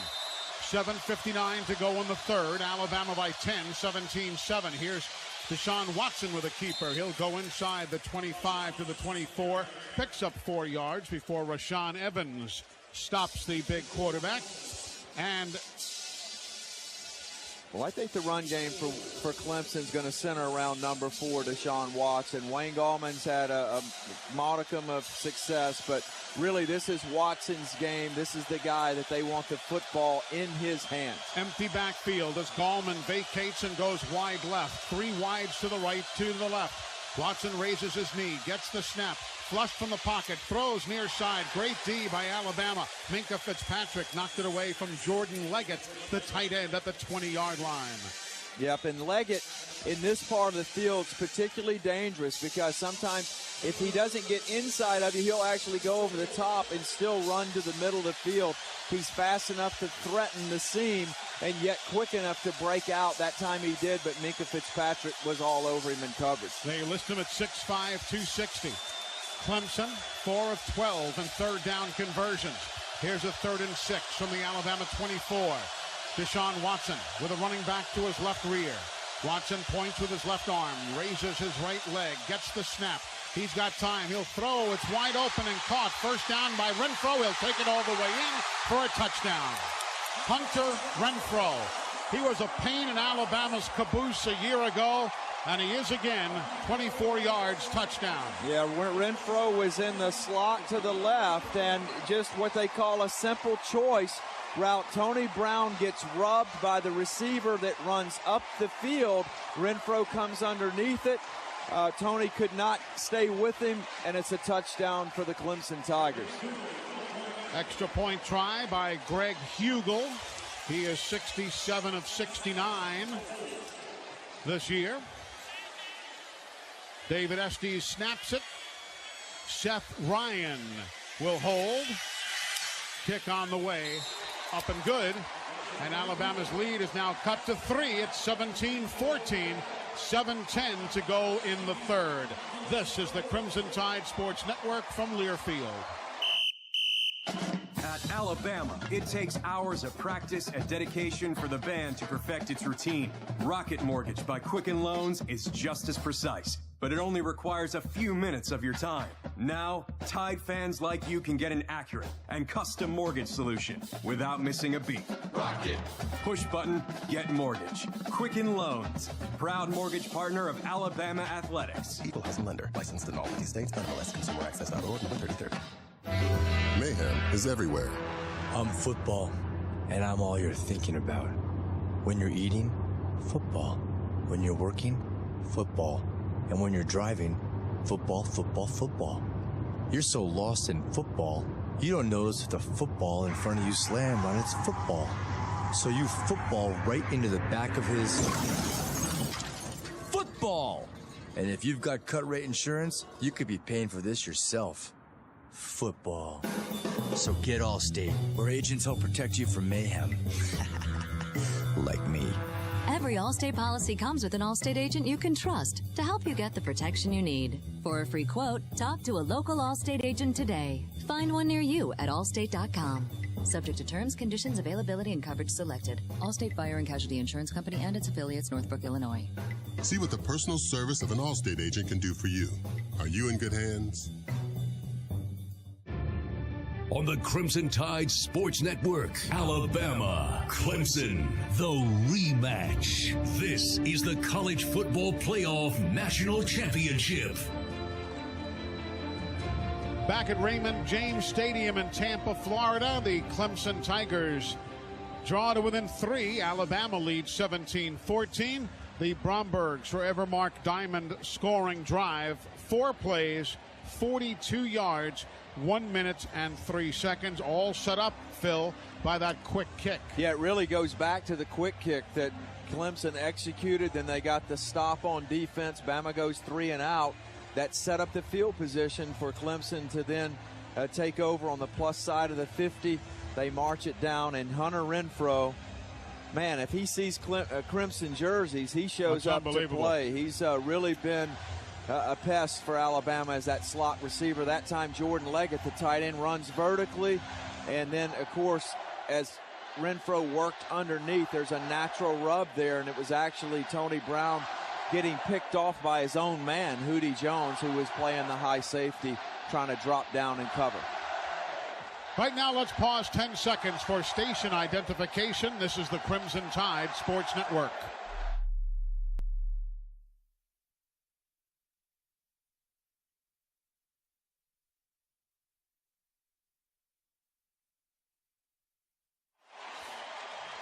Here in Tampa, Eli Gold, Phil Savage, Chris Stewart, our engineer-producer Tom Stipe, our spotter Butch Owens. Glad you're with us. Alabama leads 17-14, a nail-biter in Tampa with 7:10 remaining in the third. We've got Alabama's Ardarius Stewart across the way and Garrick Dieter to the near side. They are to our right. Greg Hugel will kick it off for the Clemson Tigers. Ball is in the air. It'll be short. taken by Stewart at the 3. Ardarius up the right hash mark, cut to the left. He'll break a tackle, 20, on his feet 25, on his feet 30, and run out of bounds along the near sideline at the 33-yard line. So nicely done by Alabama. No flags, and Ardarius Stewart, I mean, he is an exciting player to watch. He's Mr. Excitement. He reminds me of Jimmy Spencer back in the old NASCAR days. Yep. In terms of when he gets his hands on the football, he is fun to watch. Alabama sets up shop at their own 32. Let's see if they maybe make a throw on first down. They've had some trouble running the football on first down. Maybe it's time to go with the play-action fake and try to squirt the ball to the edge. 7:03 to go in the third quarter. Alabama's lead is 17-14. Bo Scarborough behind his quarterback in the pistol formation. Hurts, play-action fake. Stands in, goes long, looking for Ardarius. Stewart overthrows him down at the 15-yard line. He had double coverage by Johnson and Carter on him, but Bama trying to go for the jugular on a first down play. Yeah, it was a play-action fake. Of course, Clemson really selling out to stop the run with Bo Scarborough, and in reality, Calvin Ridley going across the field was open underneath. So Bama quickly to the line of scrimmage. Second down and 10. Football at their own 32-yard line. 3 wide to the right, 1 to the left. Scarborough to the left side of his quarterback. Here's the snap. Jalen cuts underneath, goes to Scarborough. He gets hit as soon as he makes the grab at the 32. It'll be no gain. Cordray Tankersley came up to stick him as soon as he made the catch. So Bama now 2 of 10 in third down conversions. Looking at a third down and 10 from their own 32. The Bama offense just cannot get going at this stage of the day. It's difficult to throw the ball into the short side of the boundary side because Cordray Tankersley at 6'1", 200 is always the rolled up corner. He's got the size of a safety even though he's listed as a cornerback. O.J. Howard in motion from the far side to the near side. Now back to the far side of the formation. Hurts gets the snap, has time, steps up, looks to throw and does complete, and then dropped by Dieter at midfield. Oh my, Garrick Dieter was there, had it, and the ball popped out of his hands, incomplete at midfield. Yeah, Garrick Dieter was working from the slot position for Alabama, stationed just outside O.J. Howard. He comes inside, the pocket was there. Jalen Hurts put it on the 11s. Garrick Dieter wishes he could have that one back. So now Bama punting for the 8th time. Averaging 41 yards a punt is J.K. Scott. Artavis Scott back at his own 25 waiting.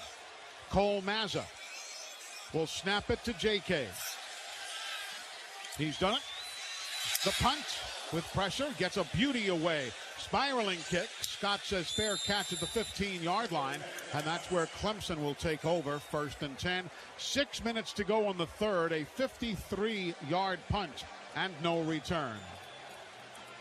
You know whose name we've not said much of here today, Phil? Jonathan Allen. We have not mentioned his name maybe just one time all day.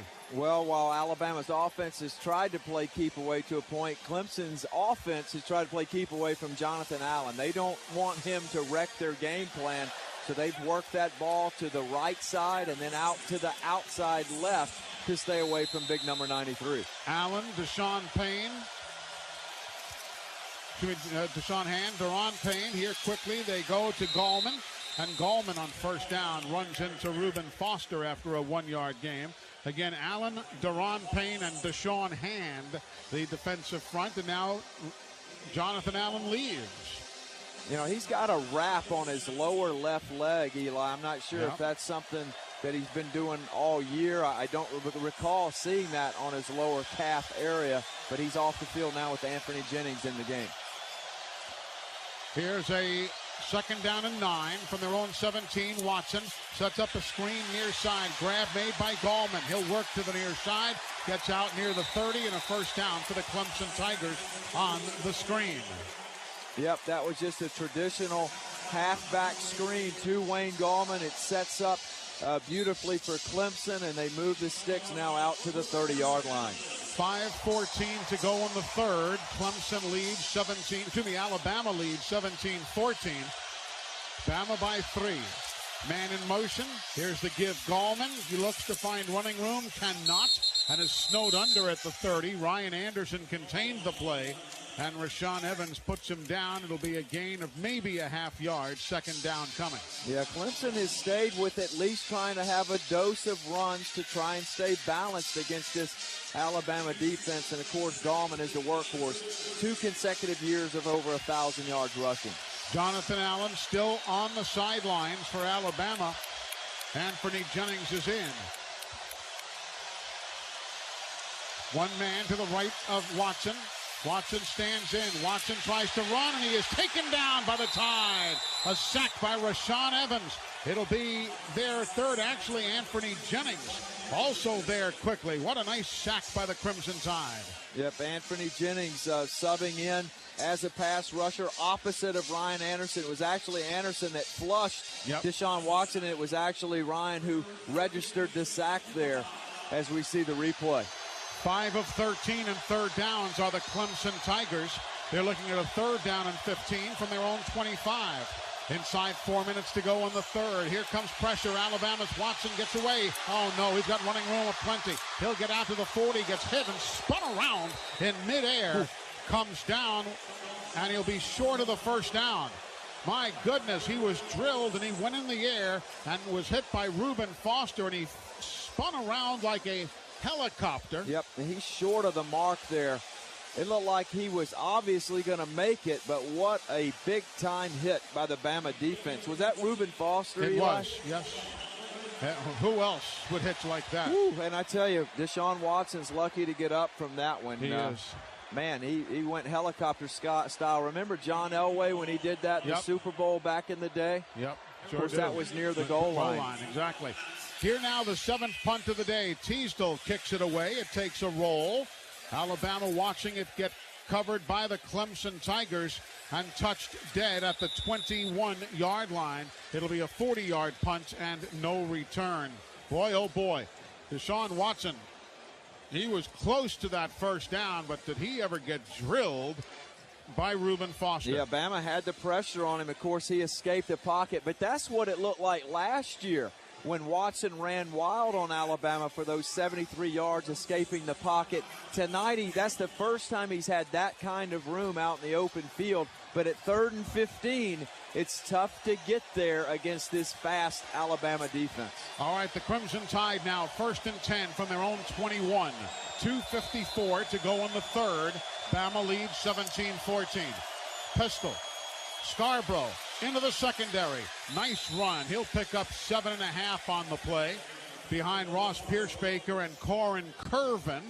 That's what Bama needs to do, reestablish Bo Scarborough. Well, Bama needs production on first down. They get it that time with a solid 7-yard pickup. 2 wides right, handoff again. Scarborough slashes near side, breaks a tackle. He gets to the 31-32 on a first down.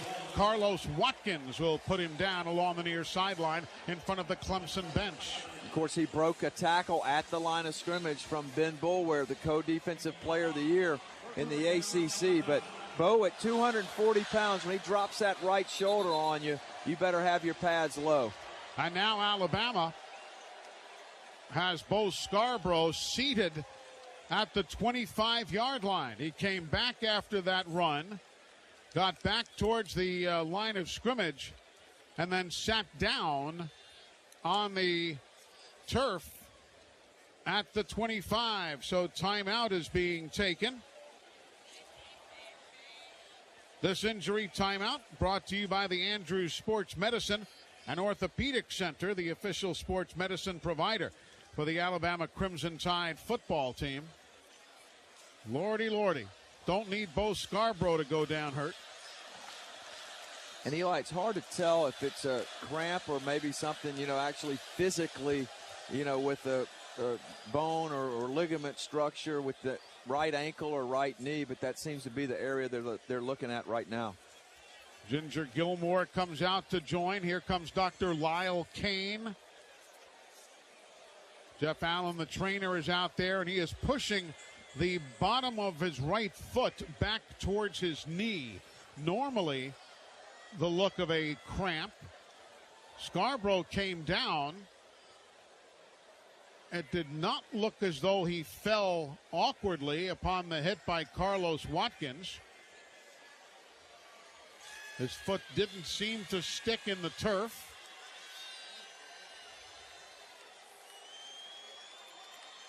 Of course, Watkins goes about 305 pounds, and he may have rolled him up just a touch. They're working on the lower right shin area for Bo. Tonight, 93 rushing yards, 57 of those yards after contact. 2 touchdowns, and now he is being helped up to his feet. And he will walk maybe a tick awkwardly, but under his own power to the Alabama sideline. We're looking at a 1st and 10 for the Tide from their own 32. There's 2 minutes, 19 seconds to go in the third quarter. And Bama's lead is 17-14. Damian Harris now comes in as the Alabama running back. Well, Damian's a little bit of a different style of back. He's more versatile than Bo Scarborough, so he's a little bit more of an outside threat as well, but you can still run all the same plays with Damian. He has 2 carries for 3 yards tonight. Here now on 1st and 10. Hurts, far side, throw, catch, Ridley, incomplete, they'll say. It hit the ground prior to him making the grab at the 40.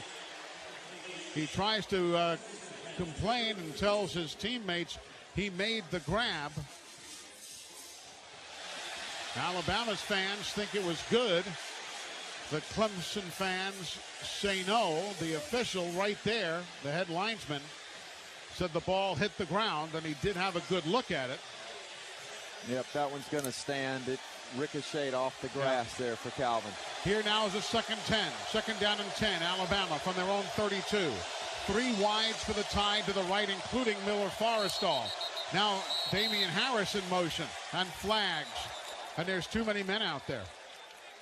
Alabama it's a takes timeout. his first time out of the half. Yeah. 30 seconds. Tide had too many guys out there. They'll take timeout. Before, they were going to be hit with a penalty for 12 men in the huddle. Yeah, and of course the assistant coaches down the sideline handle the substitution, so this is nothing on Steve Sarkisian or lack of communication. That's just a mistake from the sideline in terms of having too many men out there. The third quarter of tonight's college football national championship game on the Crimson Tide Sports Network, being brought to you by Tuscaloosa Toyota.com. There is no foul on the play for a false start. The timeout was called prior to that. Tuscaloosa Toyota.com and Tuscaloosa Toyota Rental Car bringing you this third quarter of play. Get your lowest price first at Tuscaloosa Toyota. So Bama using one of their very valuable 3 second-half timeouts. 2:03 to go in the third. The Tide leads 17-14. We knew it was either going to be a nail-biter or a blowout. It's a nail-biter. Well, 2nd and 10 here. Let's see what Sark has pulled off his play sheet here. They'll bring O.J. Howard in motion. He'll come to the left of the formation. So there's 2 wides right, 2 left. Damian Harris to the left of the quarterback. Jalen Hurts gets it. He'll look and he'll throw. Howard loose near side. 30, 20, 10, 5. Welcome back to last year. We have seen this script again. 68 yards. Touchdown to the tight end, O.J. Howard. There are no flags. Touchdown, Alabama. Absolutely unbelievable. It's the pump and go, fake the screen, send Howard deep after he fakes a block. Clemson takes the bait again like a hungry bass, and Alabama goes on top 23-14. Do you believe that? The same exact play, just to the opposite side of the field. Exactly right. Now the extra point towards the uprights to our left by Adam Griffith. Cole Mazza will snap it. Cooper Bateman will do the placement. They have done their jobs, and Adam makes it count. And Alabama now, whew, breathe, everybody. Exhale, 24-14, Bama by 10. Do you believe that? They went back to the well, pulled out the exact same play as a year ago. Exactly the same play. O.J. comes off the ball, fakes the stalk block, then releases. Jalen Hurts does a subtle shoulder fake. The 2 Clemson defensive backs make a break forward. and there is O.J. Howard scot-free down this near boundary, and Alabama strikes big there to go up by 10 once again. His final game, the senior from Prattville, Alabama, out of Autauga Academy. The Brombergs forever mark diamond scoring drive. 4 plays, 79 yards, 1 minute, 1 second. And how about Jalen Hurts coming up large when he had to? My goodness. Well, sometimes the toughest throw is when the guy is just absolutely wide open, and that time O.J. was, but Jalen put it right between the 2-8s in stride. Alabama up 10. Clemson has just swapped around their return men. A kick will go to the far side. Artavis Scott brings it back from the 5 with blocking. He'll get across the 20, and he's taken down at the 27-yard line. While Adam Griffith was looking down to line himself up to kick it, Scott and Fuller swapped sides. And they kicked it to where Fuller was, but it was actually Scott. Nevertheless, though, Bama's team on special teams doing a good job. Clemson starts in the 28. A minute 47 to go in the third, and Alabama's lead is 10. That was massive. That was beyond huge.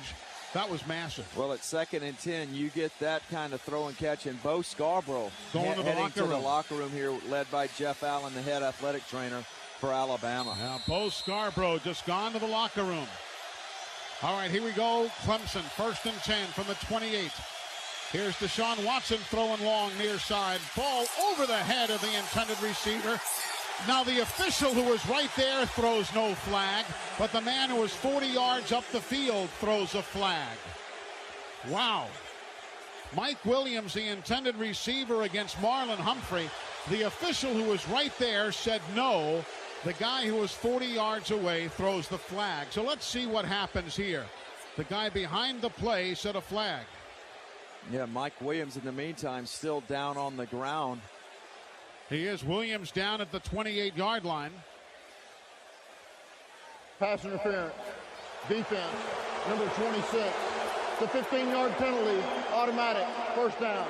Yeah, it's a tough play, but Marlon Humphrey did hook Williams. The good news is this is not professional football, so this is not a spot foul. Yeah. It ends up being 15 yards, so Bama will give up that yardage gladly to keep from getting beat over their heads after just taking a 10-point lead. 7 flags for a loss of 60 yards tonight against Alabama. With still a minute 40 to go in this third quarter, the Tide leads 24-14. Well, this is where the Alabama defense cannot relax. This is where they got to actually crank it up because with a 10-point lead, they've got a chance to put some distance between themselves and these Tigers. Here now after the fake give to Gallman, Watson keeps it himself and goes left, the arms of Reuben Foster. On a 1st and 10 from the 43, he'll get back to the line of scrimmage.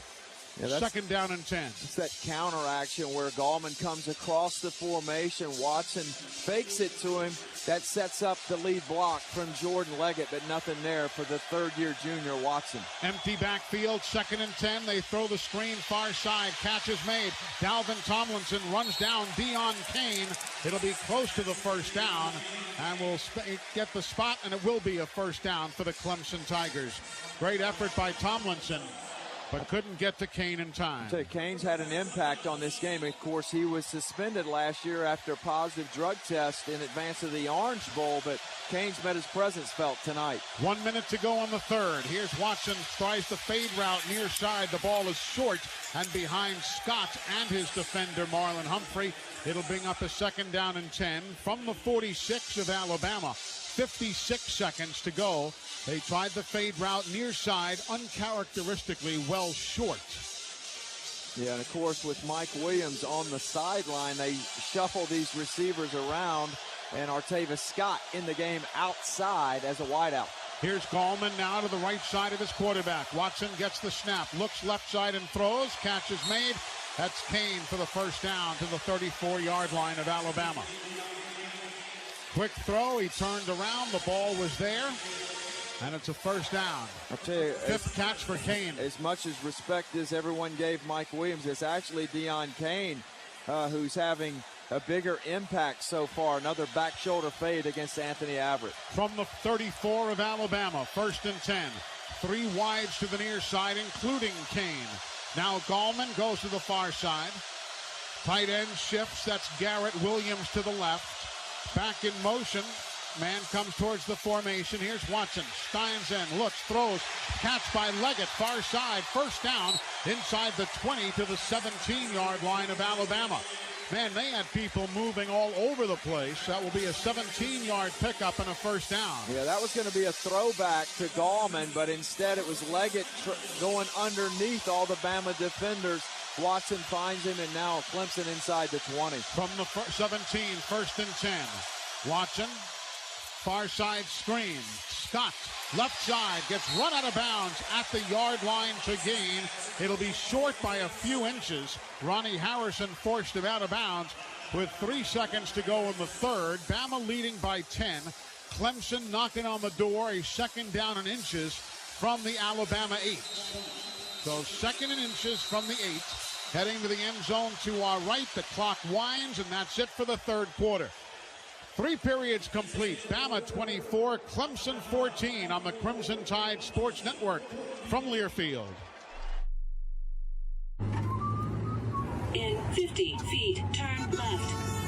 Why are you driving so slowly? After a few drinks, I'm taking it slow. Well, you're not fooling the cop behind you. What? Get ready to pay in 0.1 miles. Getting pulled over for buzz driving could cost you around $10,000 in fines, legal fees, and increased insurance rates. Nothing kills a buzz like getting pulled over for buzz driving, because buzz driving is drunk driving. Brought to you by the National Highway Traffic Safety Administration and the Ad Council. Okay, forest animals, kids are coming to the forest, and it's up to us to make their visit a good one. Sparrow, have you practiced the most popular bird songs for the year? Of course. Catchy. I like it. River, how's the temperature? It's a refreshing 52 degrees, man. I love it. Turtle. He's not here yet, man. He's late every morning. Okay. Squirrel. The forest has been preparing just for you. To learn more about cool things to do in the forest, visit discovertheforest.org. Brought to you by the U.S. Forest Service and the Ad Council. I'm Little Teapot, short and stout.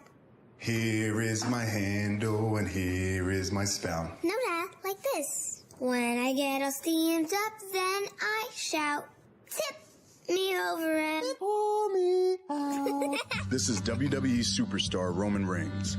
It only takes a moment to make a moment. Take time to be a dad today. Visit fatherhood.gov, brought to you by the U.S. Department of Health and Human Services and the Ad Council.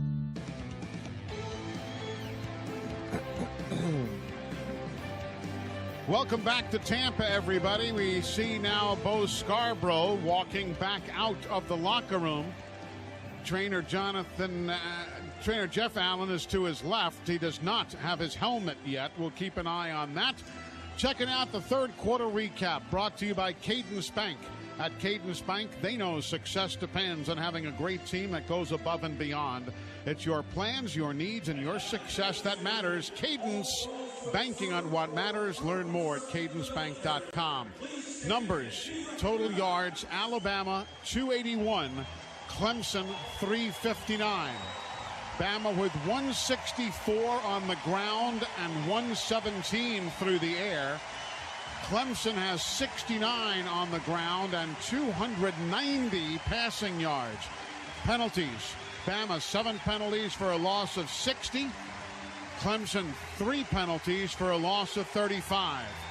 Bama has 12 first downs. Clemson has 20.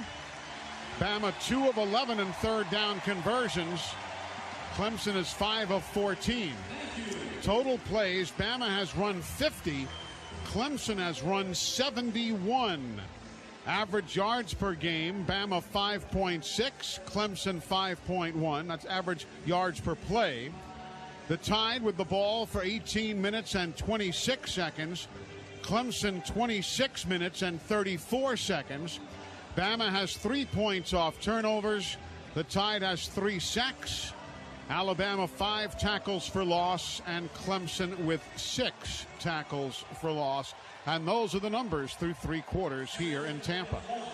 Well, Eli, I thought going in this game, if the Tide could keep the score in the 20s, below 30, they'd be in good shape. That's exactly where we are right now, 24-14. But Clemson looking at 2nd and 1 inside the 10 for the Tide. 7th play of the drive as we begin the fourth quarter. Here now the fake toss. Deshaun Watson keeps it, gets the first down as he lumbers inside the 5 to the 3 with Jonathan Allen and Reuben Foster trying to keep him out of the end zone, which they do. But it'll be a 1st and goal, Clemson from the Alabama 4.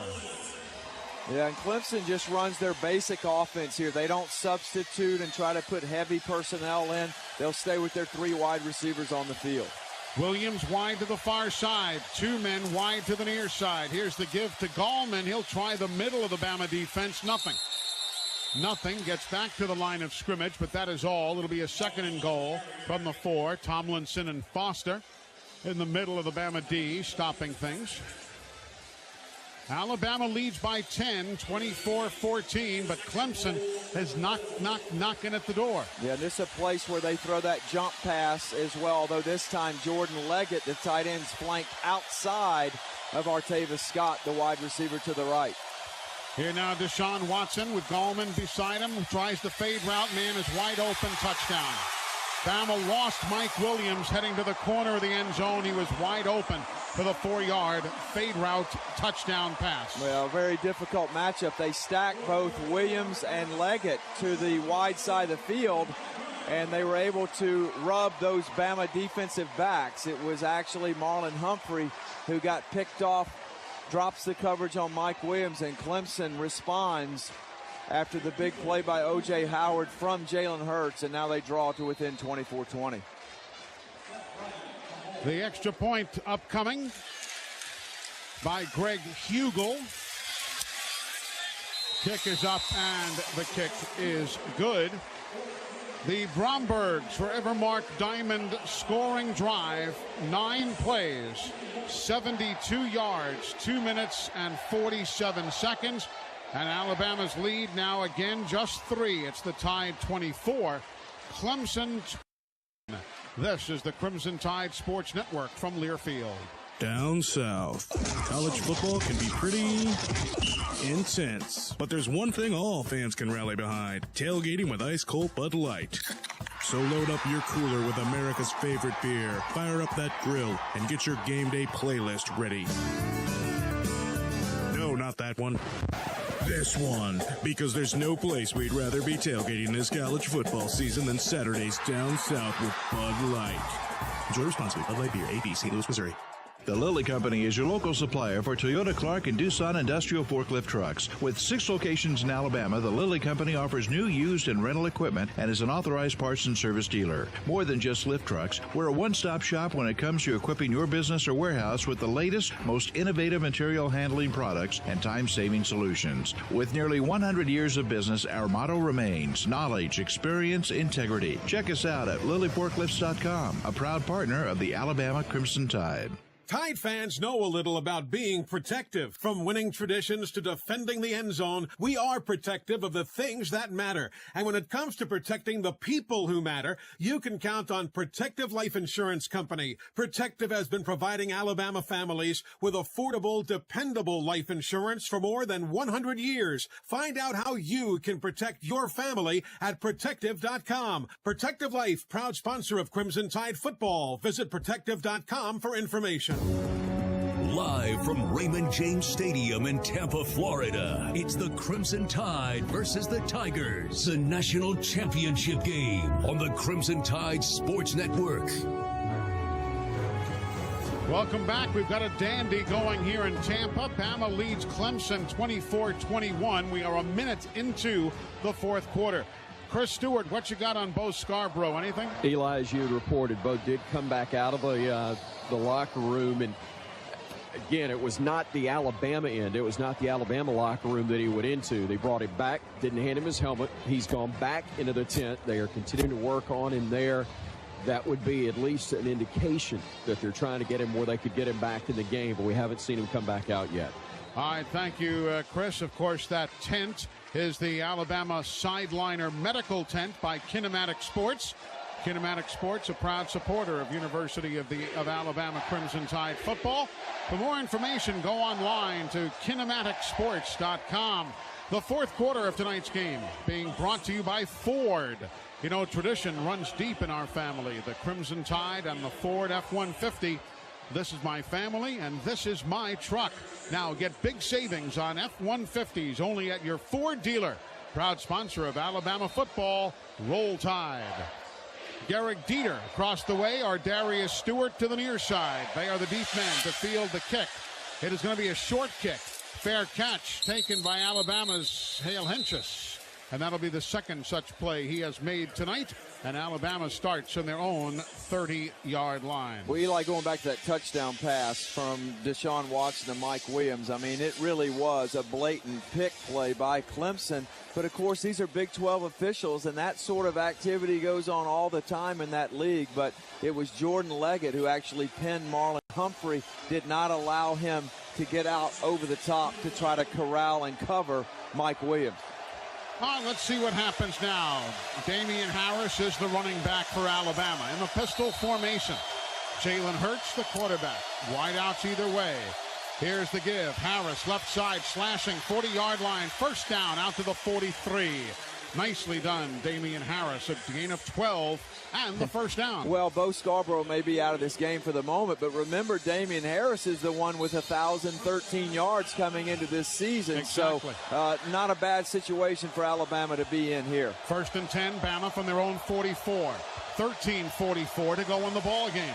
They show blitz, Clemson does. Jalen Hurts under pressure, escapes, but is finally taken down for the first sack of the ball game by Clemson here tonight. Carlos Watkins will get those honors, and you saw that one coming. They dialed it up in a hurry. Yeah, they were bringing their pressure from the field. It was the linebacker, Darian O'Daniel, who came off the corner and flushed Jalen Hurts up inside. The play loses yardage. It's back to second down and 11. Bama at their own 43-yard line. Hurts in the shotgun. Wideouts two each way.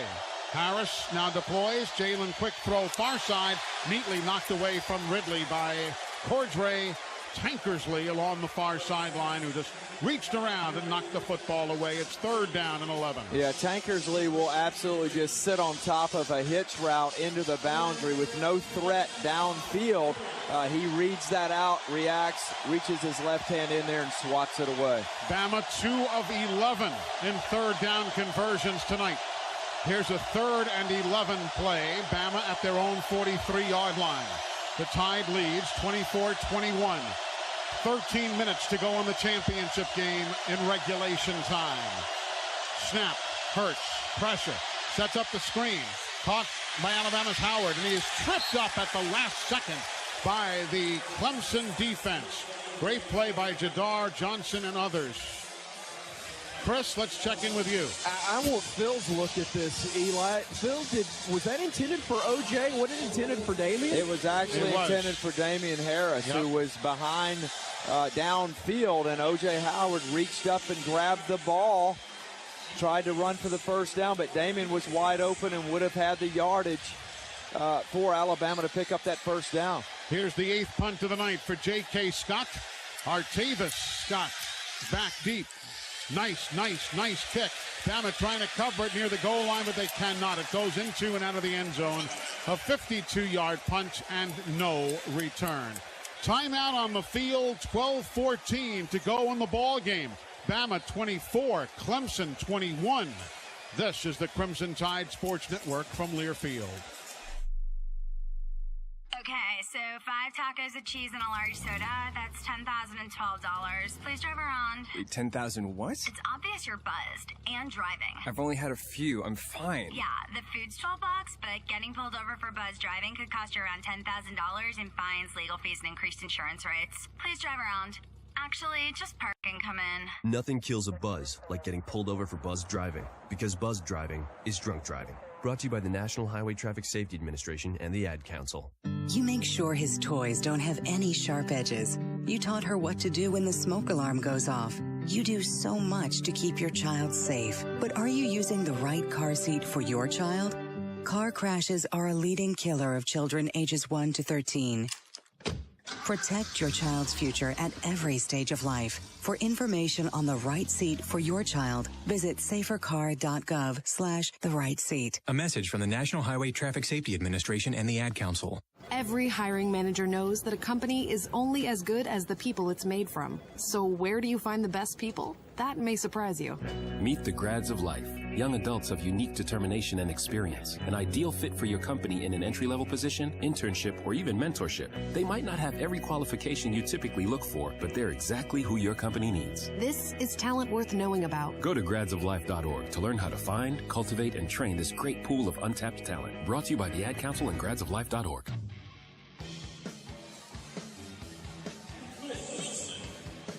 Alabama leads 24-21, 12-14 to go in the ball game. The official attendance for tonight's college football championship game here at Raymond James Stadium, 74,512. That is a record for Raymond James Stadium. They have taken down some of the beer gardens and all of that, put in temporary seats, hence 74,512. And our good friends at ATEX, Alabama's top no-fee broker. Want to thank all of you who support the Tide, and in particular, those of you who have used ATEX for your ticket buying and selling needs.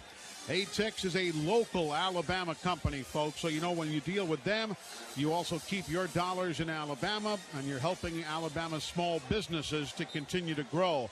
For tickets for those sold-out events, use the same company that my family and so many others use, ATEX online. That is AAATIX.com.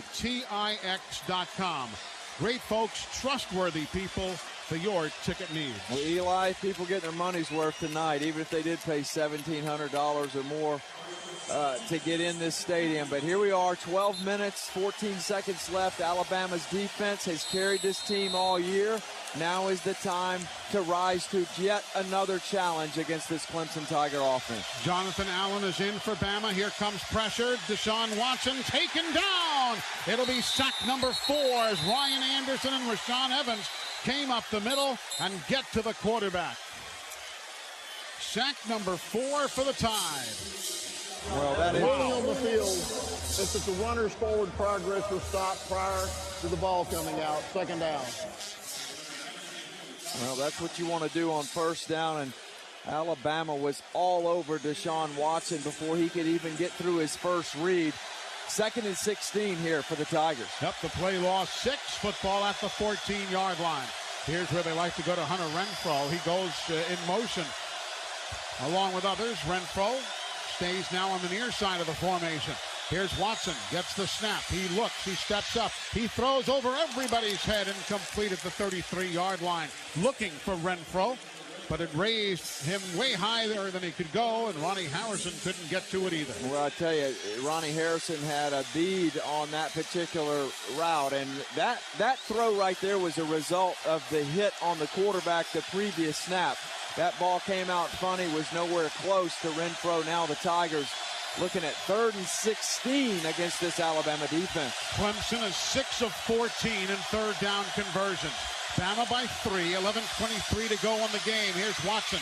He tries to escape, looks and throws. Ball is caught, but Wayne Gallman only goes down at the 21, and Clemson will have to step up and punt it away. And Phil, just like you were saying, if the defense is ever going to come up large, they had to right there, and they brought the house. Well, what a great job there. A 3 and out. The pressure from Tim Williams flushed Watson to his left, had nowhere to go with the ball except to the check down to Wayne Gallman. He comes up well short of the first down mark. Bama's going to have 2 men deep now to field the punt from Teasdale. Well, this is what you do to combat the rugby punt. You put 2 returners back there. They'll have Trayvon Diggs and Garrick Dieter. And the kick. Sales bounces at the midfield stripe and rolls to the 40-yard line where Clemson will down it and Alabama will take over with 10:30 to go. A 39-yard punt and no return. Timeout. 10:30 remaining in the fourth quarter. Alabama by 3 with the football on the Crimson Tide Sports Network from Learfield. When a few yards stand between you and the end zone, you've got to know you're covered. Kubota's hardworking BX, B, L, and MX tractors are covered with a competitive 6-year limited powertrain warranty, so you can go for the big win on every project in total confidence. Putting a Kubota on your team is easier than ever with long-term, low-rate financing. Visit AlabamaKubotaDealers.com for more information. That's AlabamaKubotaDealers.com. For complete warranty details, see Kubota.com or your authorized Kubota dealership.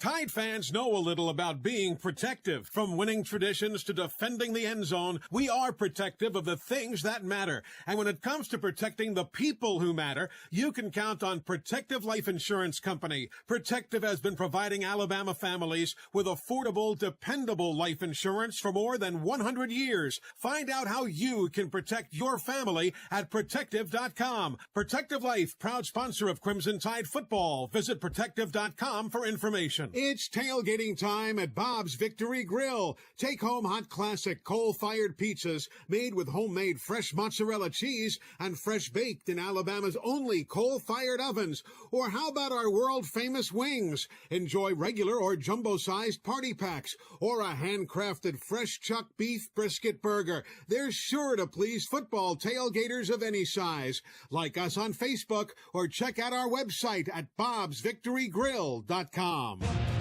It's Alabama versus Clemson. The Crimson Tide versus the Tigers on the Crimson Tide Sports Network. Welcome back to Tampa. Hey, folks, the fourth quarter of tonight's game being brought to you by the Ford Motor Company. Hey, did you see where last week Ford announced that they are investing $700 million to transform the Flat Rock, Michigan assembly plant into a new manufacturing and innovation center? Ford investing in the United States. You can invest with Ford and check out your local Ford dealer. They're also celebrating their 40th year of truck sales leadership with the F-150. Ford, proud sponsor of Alabama football. Roll Tide. Well, Eli, this will be best on best here. Alabama's starting offensive line against this Clemson defense. They're ranked in the top 20 in 14 different categories. The Tide trying to find an answer here in the fourth quarter, nursing a 3-point lead. Love nothing more than to take some clock and put a touchdown on the board. Josh Jacobs is in, still no Bo Scarborough.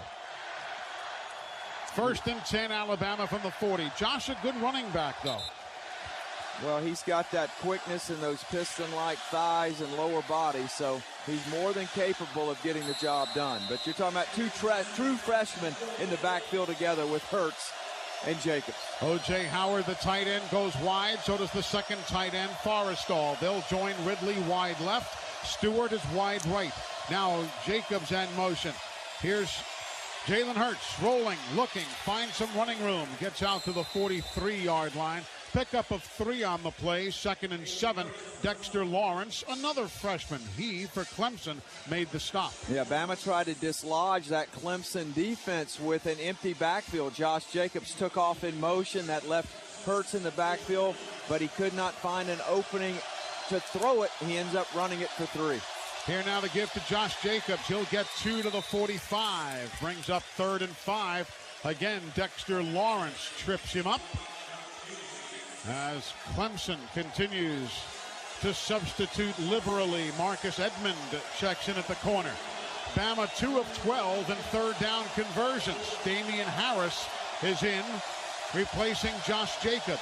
Yep, Harris in for protection purposes here. Could be a screen call for Jalen Hurts. 3rd and 5 from the 45. Forrestall and O.J. Howard in motion come to the right of the formation. Jalen claps his hands twice, gets the snap. Backpedals, looks across the field, points into the field of play. He is under pressure, and he is run out of bounds after a half-yard gain at the 45.5. And Alabama will have to punt it away. Tanner Muse, the strong safety, came up to make the stop, and here now will be the 9th punt of the day for J.K. Scott. Clemson has been issued a sideline warning. You hear the call from Mike DeFee, the Big 12 referee. Clemson was encroaching on the playing field. Artavis Scott is deep. Yeah, Tanner Muse in the game for Van Smith, typically the starting free safety for the Tigers. Now J.K. Scott got to take a little bit off that wedge. He's got to club down one more time and see if he can drop this ball inside the 10. 9:09 to go in the game. J.K. booms it. He'll spiral or helicopter that one, but it takes a Clemson roll, and it goes out of bounds at the 21-yard line of the Clemson Tigers. So no chance for Artavis Scott to return it. A 35-yard punch and no return. Yeah, J.K. did not hit that ball cleanly. It went off to the left. Of course, he's a right-footed punter. That ball goes out of bounds at the 21. So we have a timeout on the field with 9 minutes remaining in the ball game. Bama nursing a 3-point lead. Don't forget, everybody, the Regions Bank 5th quarter show and Coach Saban's post-game comments live coming up after we are done. It'll be all presented to you by Coke Zero. You know, there are some things in life you definitely should not try. There are some things you should try, like the surprisingly delicious taste of Coke Zero. You don't zero until you've tried it. Well, Eli, we'd like to see a zero here in terms of 0 yardage for the Clemson Tigers. They take possession at their own 22-yard line. 9 minutes left in this game. It's the 4th quarter. It's the two best college teams in America, the Clemson Tigers, the Crimson Tide of Alabama. And I think this is what most people expected. They did not expect a replay of last year's score that resulted in a 45-40 win for Alabama. They looked for more of a score in the 20s, perhaps the low 30s, and that's exactly where we are here in partially through this 4th quarter. No picks by either team tonight. There are a couple of closies, but no picks yet. Yep, no interceptions. Alabama's had their hands on a couple in terms of a tipped pass. There's a couple that have been batted in the air. They just could not scramble fast enough to get to, but I love nothing more than to cap off this season where the defense has scored 11 touchdowns on their own. Maybe they've got one more in them in this championship game. That would be nice. Deshaun Watson, 26 of 41 passing, 301 yards, 2 touchdowns. Wayne Gallman, 17 carries, 45 yards. Deshaun Watson, 17 carries, 19 yards, and a touchdown. Fuller has a carry for 3. Scott has a carry for 0 yards. Receiving, Renfro. Last year he was a pain in the caboose, too. 7 catches, 77 yards, and a touchdown. Williams, 6 catches for 44. Kane, 5 receptions for 94. Leggett, 4 catches for 56. Gallman, 2 receptions for 20. Scott, 2 receptions for 10. Alabama, meanwhile, Jalen Hurts, 11 of 26 passing, 122 yards, 1 touchdown. Bo Scarborough, before he got hurt, 16 carries, 93 yards, and 2 touchdowns. Yeah, and Eli, look for them to try to dial up Mike Williams here. He's to the wide side of the field. He's on Anthony Averett, the right side corner for Alabama. Here we go, 1st and 10. Clemson from their own 22. Watson looks right. Everybody's covered. He'll take off, and he is pulled down after a 5-yard gain by Deron Payne. Called his own number. They'll say his knee hit 3 yards upfield, so it'll be a 2nd down and 7 coming up. Yeah, Watson has not had as much effectiveness on the ground. Last year, 73 yards. You just said 19 so far in this game, including 4 sacks. 8:35 to go in the game. Bama by a field goal, 24-21. Here's Watson, pressure, unloads in the middle. It's incomplete. Trying to find Artavis Scott, but he was in a mano battle with Reuben Foster, and he is incomplete. And I'll tell you, Rashaan Evans blitzed from depth that time, and he was absolutely like a rocket in the face of Deshaun Watson, who had to throw that football off his back foot. Yeah, he took off from Cape Canaveral to make his presence known in front of Deshaun Watson. Here now a 3rd and 7 from the 25. Clemson 5 of 15 in 3rd down conversions. 3 wideouts to the near side, and now timeout Clemson is called. Play clock was at 7, and they had just begun their takes his first time out of the half. Their pre-snap routine. So a timeout taken by Dabo Swinney. Each team now with 2 remaining. Yeah, that's good news for Alabama as Clemson uses one of them there, as they apparently did not like the formation, the way they were lined up. There was some conversation between the sideline and the receivers as they came off the field. But Alabama, as big a third down as we've had all night. Of course, Clemson, you just mentioned, 5 of 15 on the night, 33%. They've typically been over 50% all season long, 51% to be exact, which is fifth in America. Yep, they were 51%. They had allowed only, against the Bama D, which has allowed only 30%, which was 7th best in America on the other side of the ball. So a 3rd down and 7 now for Clemson. They're at their own 24. 8:28 to go in the game. Bama by a field goal, 24-21. Empty backfield. Kane comes to the near side. Watson looks and throws down low. Renfro makes the grab. And that's a first down. Yeah, and the motion of the running back outside really confused Tony Brown. He ended up looking to the outside, and Renfro beat him to the inside for the first down. Renfro is one of those guys you just hate. You wish you had him on your team, but you hate him because he's on the other bunch. Well, he's like a Julian Edelman. He's like one of those slot receivers that you see play for the New England Patriots. Now from the 32, Clemson zone, 1st and 10. Watson tries to loop one near side. Alabama's Anthony Averett took away the inside against Mike Williams, and it's incomplete. The Clemson fans upset that Williams couldn't come back to the ball, but Averett was entitled to that position, and he did a great job. Yeah, that is well played by Anthony Averett. Of course, they're showing the replay, and that draws a reaction from the Clemson fans. But listen, there's been a lot of pushing and shoving downfield. There's been some no calls on both sides of the ledger this evening. Dabo Swinney just giving it to the field judge along the near sideline. Wow. 2nd and 10 from their 32. Watson, running back Gallman, deploys. Bama can't get to him. Pressure from behind. Down goes. No. Watson gets away. Here comes other hitch. Watson throws the ball over the head of the intended receiver, Jordan Leggett, down at the 40-yard line. And Deshaun Watson took a huge hit by Jonathan Allen. My goodness, I was halfway through my sentence of saying he was going down.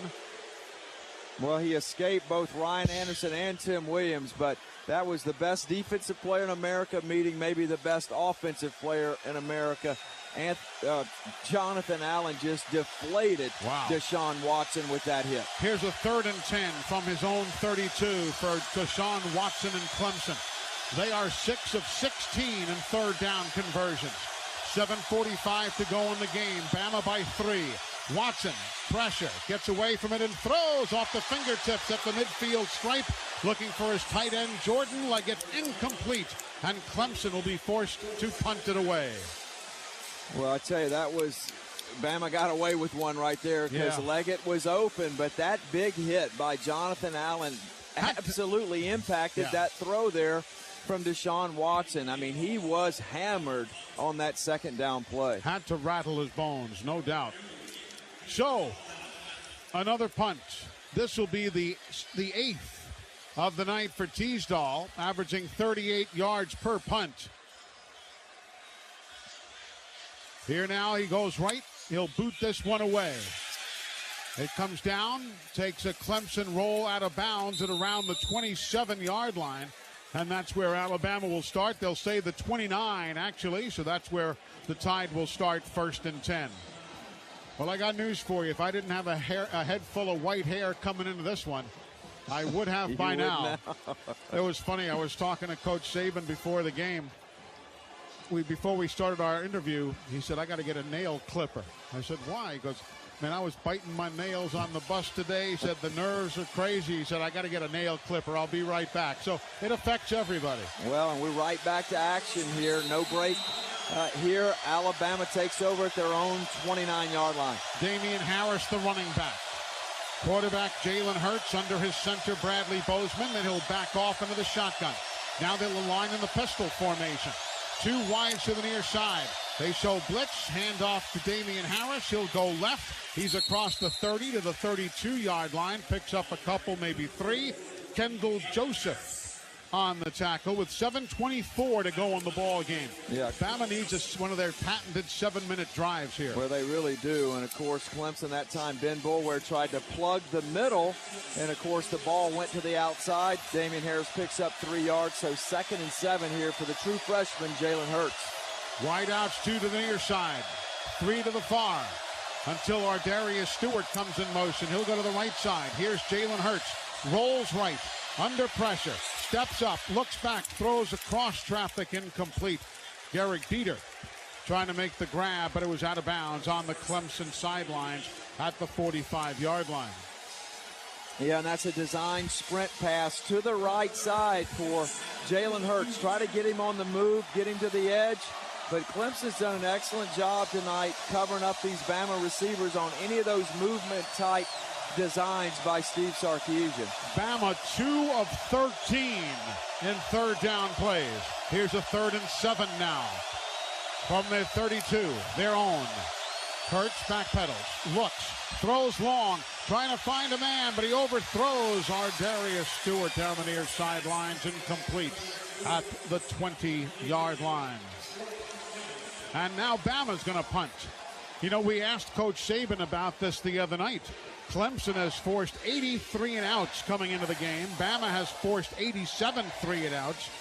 He said, yeah, that could well affect the tempo of this ball game. Yeah, and the defense is going to be called upon again. But J.K. Scott with a touch of wind behind his back. He's got to make better contact than the last one. Artavis Scott ready to field this football at his own 25. This will be his 10th punt of the night for J.K. Scott. Heck, he had 54 all season. This is a good punt. Scott says fair catch. He'll go laterally, and it goes out of bounds. No, it takes an Alabama roll. It never does go out of bounds. And it rolls all the way down to the 12-yard line. So Clemson has to go a long way after a 56-yard punt and roll. No return. Well, Bama was very fortunate there as Artavis Scott ran over. He thought that ball was going to hit the ground and go out of bounds. It did not. It hugged that far sideline. And now Clemson takes over at their own 12-yard line. But this defense just got a quick splash and go on the sideline because they didn't get much of a chance to get their air back with them to get refreshed for this fourth quarter drive. 6.5 minutes left in this championship bout. Bama needs some big plays here. Or how about an interception and a pick six? 6:33 to go on the ball game. 1st and 10, Clemson from their own 12. Gallman in motion. They'll screen it out to him on the near side. The nice blocker, too. Hurdles over a man. He gets out across the 20 to the 21-yard line. A gainer of 9 on the play before Deron Payne and Minka Fitzpatrick stop him. Here's a 2nd down and 1 coming up. Yeah, Watson is so precise with those outside throws. That time Gallman motions. He runs like a swing type of route. He puts it right in front of him so he can catch and run. 6 minutes to go in the game. Here now, near side, Watson takes off running, gets the 1st down across the 25 to the 27-yard line. 6 minutes remaining. If you're curious, Greg Hugel, you have to get to the 30-yard line for him to match his longest field goal of this season. That would be a 47-yarder from there. Anthony Jennings is in for Alabama. Here's a 1st and 10, Clemson from their own 26. Watson backpedals. Watson under pressure unloads. He finds a man. Here's Leggett. And the tight end gets a 1st down across the 40 to the 42-yard line. My goodness, he is tough, that Leggett. Goodness that gracious. Was a design. They faked that tunnel screen to Mike Williams, and that was the O.J. Howard play, just not as far downfield as Jordan Leggett finds the open spot against the zone coverage of Alabama. 1st and 10, Clemson from the 43. Play action fake to Gallman. Here now a long throw, far side. Up going the catch, Mike Williams. He'll use his big body to come down with the football at the 30-yard line against tight coverage. Well, what a terrific... a flag on the play. A flag has now been thrown. Somebody was a little overzealous. I'm not sure which side they will call it on. I think they're calling this on Clemson, one of the interior linemen. After the play, unsportsmanlike conduct. Defense, number 94. The 15-yard penalty, automatic, 1st down. Deron Payne. Goodness gracious. That's going to be number 8 on Alabama. These penalties are killing the Tide tonight. Yes, Clemson now knocking on the door very quickly all the way down to the 16-yard line of Alabama. 1st and 10 from the 16 of Alabama, heading to our end zone to our left. 5:23 to go in the game. Timeout now as the officials come running in. I think they're going to take a look at this catch, Really Eli. on the field is a completed catch that plays under further review. Yeah, the way when Williams hit the ground, he almost reached for the ball. You couldn't quite see it with the naked eye. But as we're looking at these replay officials, they want to just make sure that that ball didn't come free as he rolled over.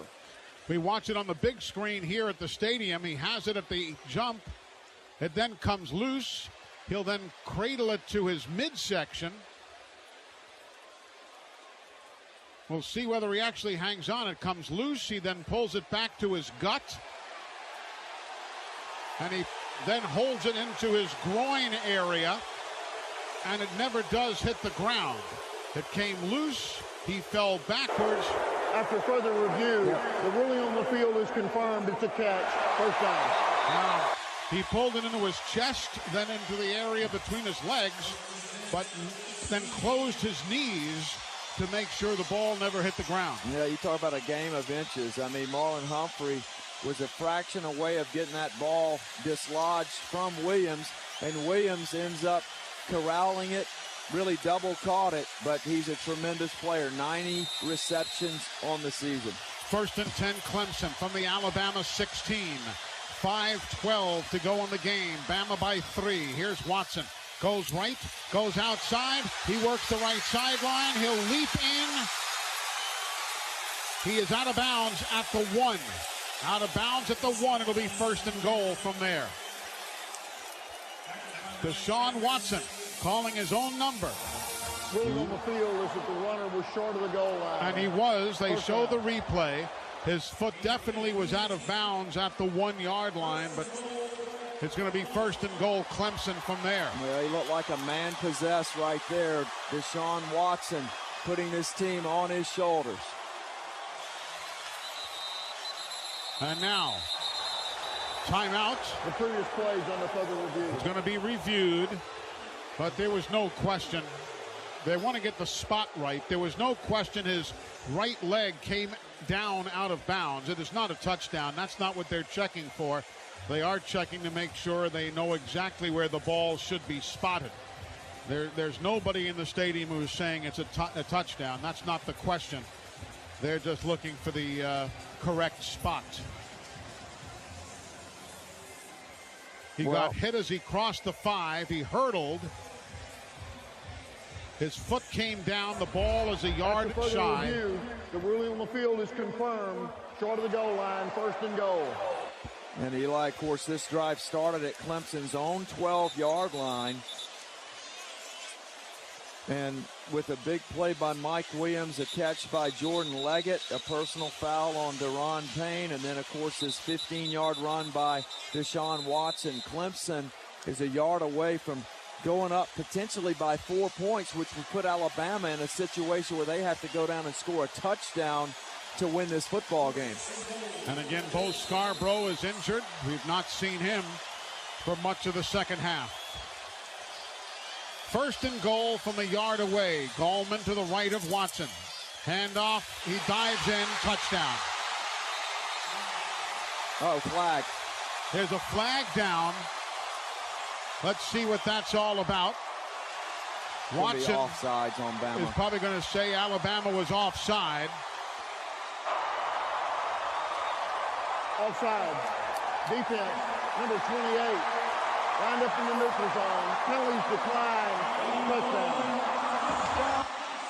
So Clemson takes the lead, 27-24, with 4:38 remaining in the ball game. And now the extra point try.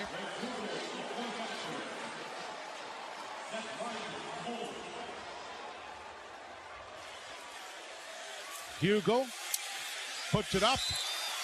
and it is good. So Clemson has, for the first time tonight, taken a lead with 4:38 remaining. They lead 28-24. Yeah, of course, Alabama was up 14-0, but these Tigers have scratched and clawed their way back into this game. That's an 88-yard drive after Deshaun Watson took the biggest hit of the night on the previous possession. Give some credit to these Tigers. I mean, this is an excellent offense. The Alabama defense has been called upon maybe just one too many times, but now it falls on the shoulders of Jalen Hurts and this Alabama offense, unless there's a kick return somewhere in the mix here with 4:38 left in the fourth quarter. The Bromberg's forever Mark Diamond scoring drive, 6 plays, 88 yards in 1 minute and 55 seconds. So now the kick upcoming. The fourth quarter of tonight's game being brought to you by Ford. Traditions run deep in our family. The Crimson Tide and Ford F-150. This is my family. This is my truck. Get big savings on F-150. Only at your Ford dealer. Proud sponsors of Alabama football. Well, this is where every precious play matters. Here's the kick. Again, a pooch kick, far side.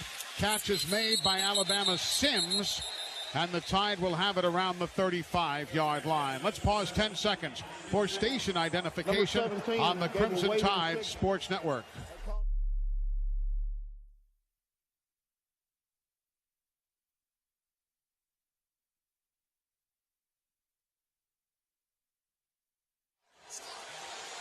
All right, sports fans, put your chin straps on. Here we go. Bama needs a touchdown. Yep, Bama have the football at their own 32. Of course, they're equipped with 2 timeouts, 4:38. This is just play your offense. It's not time to panic. It's time to get a first down. First and foremost, you got to move the sticks to get this drive underway. Damian Harris to the right of Jalen Hurts. Hurts backpedals. Hurts looks. Hurts takes to the left side. Hurts tries to throw, but he has to just dump that one away onto the sidelines as Dexter Lawrence had chased him down and was putting pressure on him. It'll be a 2nd and 10. As you hear in the background, no intentional grounding. 2nd and 10 from the 32 coming up. Yeah, this is typically where, although we're not in a 2-minute situation, so Clemson playing their regular defense as well. 4-3 people on the field. Bama can mix in a run here as well. Damian Harris in the slot right. Here the snap and the throw. Catch, but it's grabbed quickly and put away by the defense. Ben Boulware was right there atop Damian Harris as he made the grab. And Boulware just wrestled him down, actually threw him backwards, but they give forward progress to the 26-yard line. Yeah, that would have been better to have just been an incomplete pass there, because it ends up being a loss of 6 yards on the play. And now Alabama looking at 3rd and 16 here.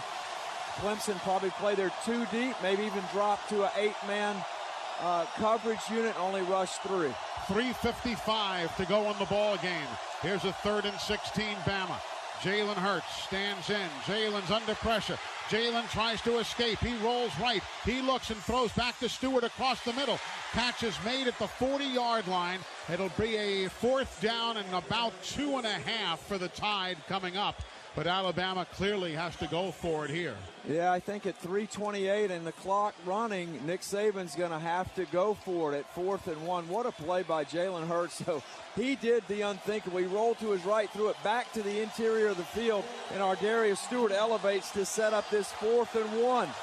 Ridley far side. He's the wide out there. Bama 4th and 1. Could be the season here. Snap. Give. Harris left side. First down, Alabama. First down behind Robinson, Pierce, Baker, and Bozeman. Well, clock stops. 3:01 left. Now Alabama on the move. Down 4, so the field goal really is out of the question here. They've got to march this down and score a touchdown. But to get a drive going, you've got to get the first down. They did that on a 4th and 1. Gutsy call there by Steve Sarkisian. Everybody gets set. The officials say, let's play. 2:46 to go in the game.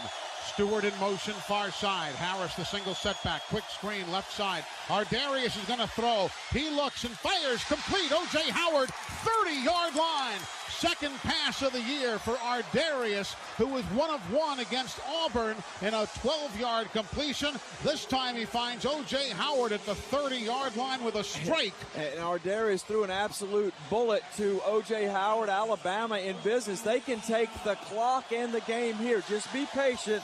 1st and 10 at the plus 30. Don't turn it over. 2:25 to go in the game. From the 30-yard line of Clemson, 1st and 10 Bama. Jalen Hurts, straight drop, under pressure, steps up. He'll run 25-20. He is going to run 15-10. He's going to run 5. He is in. Touchdown! 30 yards for the true freshman. He takes this team on his shoulders and runs it in for a potential championship-winning touchdown, but 2:07 still remain in the ball game. Well, Jalen escaped the arm tackle of Carlos Watkins, the All-ACC defensive tackle, and it was the parting of the Red Sea as Hurts raced through the middle of that Clemson defense, and now Alabama goes up on top, 30-28. What a response. What a drive. A double pass. Are you kidding me? A wide receiver throwing it to the tight end. That really put Clemson on their heels for that next play. How about Mr. Sarkisian now? Extra point up. Count it. Bama by 3 with 2:07 to go. Each team has 2 timeouts remaining. Do you believe that? 6 plays on that Bromberg's forever Mark Diamond scoring drive. 68 yards in 2 minutes and 31 seconds. Do you believe that? Well, the resiliency of this Alabama team, Tony Barnhart, the noted writer and reporter that covers SEC football like no one else, has used that term to describe this team all season long. And what a response by that Alabama offense that had looked left for dead much of this game, especially throwing the ball. And at 3rd and 16, it was Hurts' mobility to his right, a throw to Ardarius Stewart that got it to 4th and 1. The conversion was made by Damian Harris. Then you throw a double pass in there. And then how about the freshman hits the home run right through the heart of the Clemson Tiger defense. Of course, there's a lot of time left. 2 minutes and 7 seconds. Let's not get ahead of ourselves. The defense has to come up with a big stand. Here's the kick. It is short. Taken by Fuller at the 15. Comes near side. He's hit. He's loose. He tries to outrace everybody, and he's pulled down from behind by Tony Brown at the 32-yard line. And Brown is on his back, being helped up. You know something, Phil. As you know, we've been out a lot together. I'm not a drinker, but I believe I could chug-a-lug some Johnny Walker right about now, man.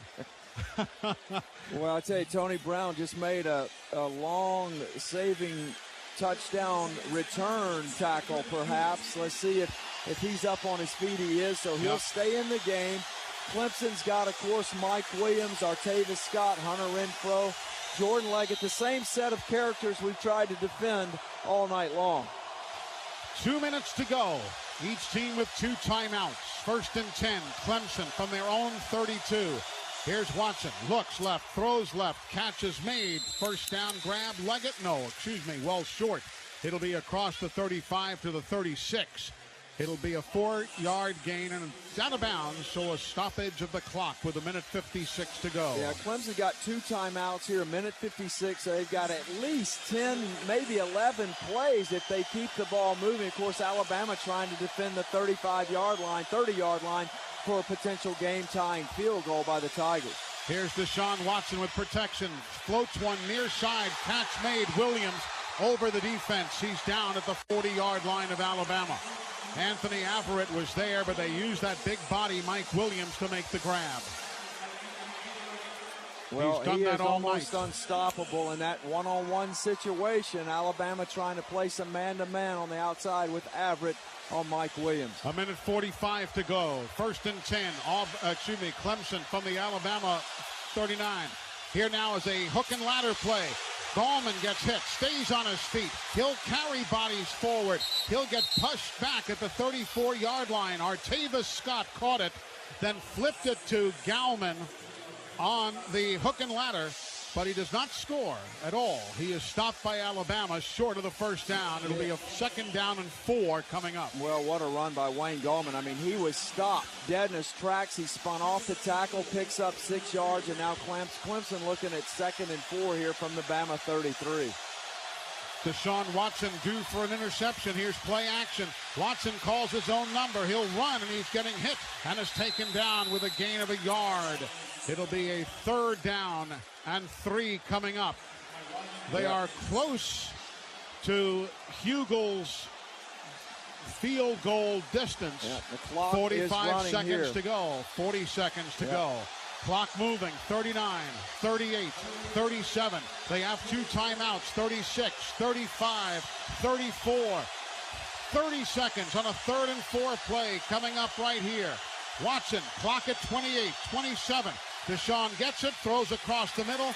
1st down completion for Renfro to the 26-yard line. Yeah, they let a lot of clock run off, but I think their idea is to try to take the clock and at worst set up for a game-tying field goal. Now he will clock it right here, gets the snap, and just hits it down into the turf. Now, Eli, here's the situation, of course, after the spike. It'll be 2nd and 10, 19 seconds left. They've got timeout, so they can actually, if they want to take the shot at the end zone, they could try and do that. I don't know if they will, but with Mike Williams on the field, you have to think that they're going to do it at least once, if not twice. They've got 2 throws at it, and then they can send Hugel out for a field goal. 19 seconds to go in regulation. Bama 31, Clemson 28. Here's a 2nd and 10 from the 26. Deshaun Watson looks, throws. Oh my, what a catch made on the near side by Leggett, the tight end, down to the 9-yard line. Well, and now right after that conversion, the clock stops, and with 14 seconds left, 1st and goal at the 9, they clearly have a chance to throw for the end zone from the 9-yard line of Alabama. What a catch by Jordan Leggett. Good night. Good night. It was a beautiful catch. Timeout, Clemson. 60-second timeout. It'll be their 2nd timeout.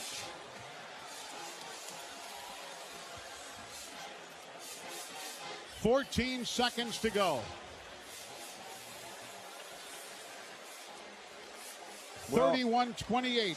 You can bet this will be an isolation. Of course, they can run the ball here too because the Tigers still have a timeout left. So with Watson, that's the danger. Into this short side, they could run that quarterback sweep that's been effective for them. Of course, he scored earlier on that play. Or they can split those receivers to the wide side and run that pick play that they ran earlier in the game for a touchdown. But you got to think the ball's either going to go to Mike Williams or stay in the hands of Deshaun Watson. 14 seconds to go in regulation. Bama 31, Clemson 28.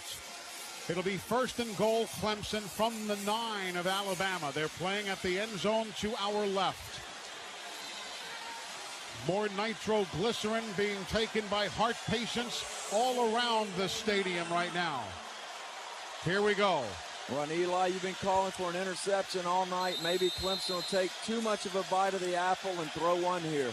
With Gallman to the left of the quarterback. Watson gets the snap. He'll drop back. He'll take a 3-step drop and throws into the back of the end zone over the head of the intended receiver. Leggett incomplete with 9 seconds remaining. Yeah, they put 3 receivers in a trio set or a bunch set to the right.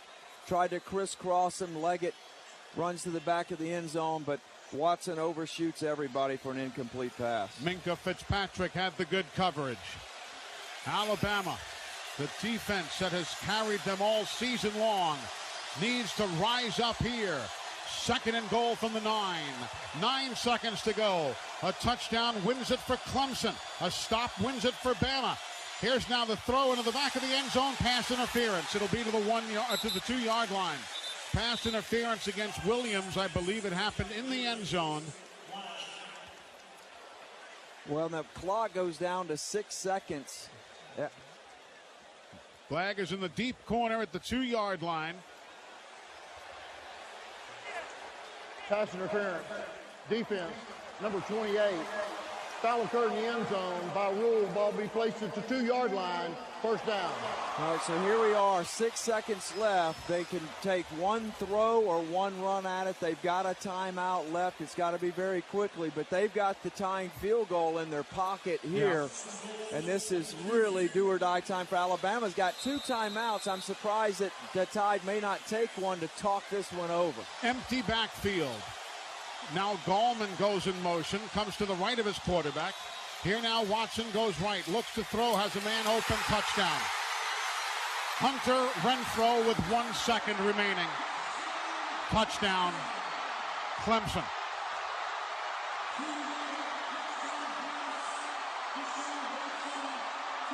Unbelievable. Alabama, of course, got rubbed. You had to anticipate that it was going to be some kind of pick action to the right. It was Hunter Renfrow. His teammates rubbed the Alabama defenders, and there's nobody home. An easy pitch and catch for Deshaun Watson, probably his easiest touchdown throw of the entire season. 34-31. Now the extra point try by Greg Hugel. Bama down to their last chance, which will be to run this kickoff back for a touchdown.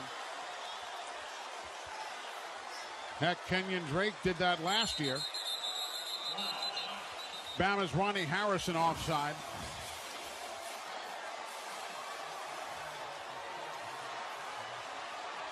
Yeah, of course, this kickoff won't go deep. Offside defense jumped into the neutral zone, causing the offense to react. It'll be some sort of decline. The penalty's declined. We'll have the try. You hear the penalty declined, so they will take the try as per usual. Yeah, so this kickoff will be one of those mortar-type kicks. It won't go deep, and it'll be some sort of scrum, rugby-style run back for Alabama. But, man, the pride of the Bama team, the defense just could not hold out Watson and company there. Hugel with the extra point, up and good. It gives Clemson the 35-31 lead with 1 second to go.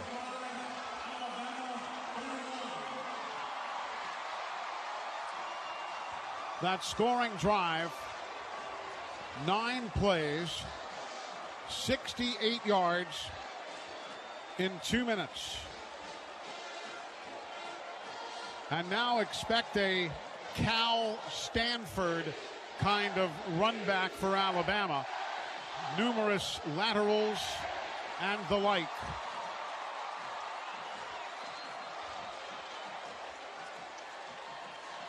And we'll see what Alabama, if anything, they can do. Yep, just as we expected, just that rub play there to the right. It was Artavis Scott who was able to get the pick on Tony Brown. Alabama's defensive backs just not in position to get that one stopped. And this will be a short mortar kick, I would assume. Alabama down to their last second in this 2016 season. You see, I would kick it long myself. Just kick it as far as you could. Let them try and go 100 yards, what have you. Here's Hugel. It's going to be an onside kick.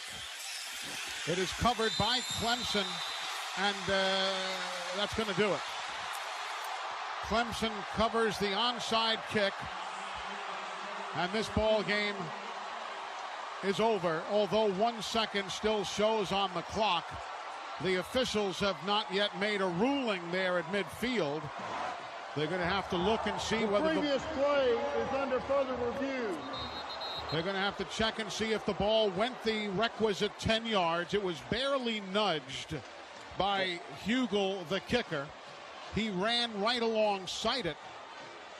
And the question is, was it covered before it went the requisite 10 yards?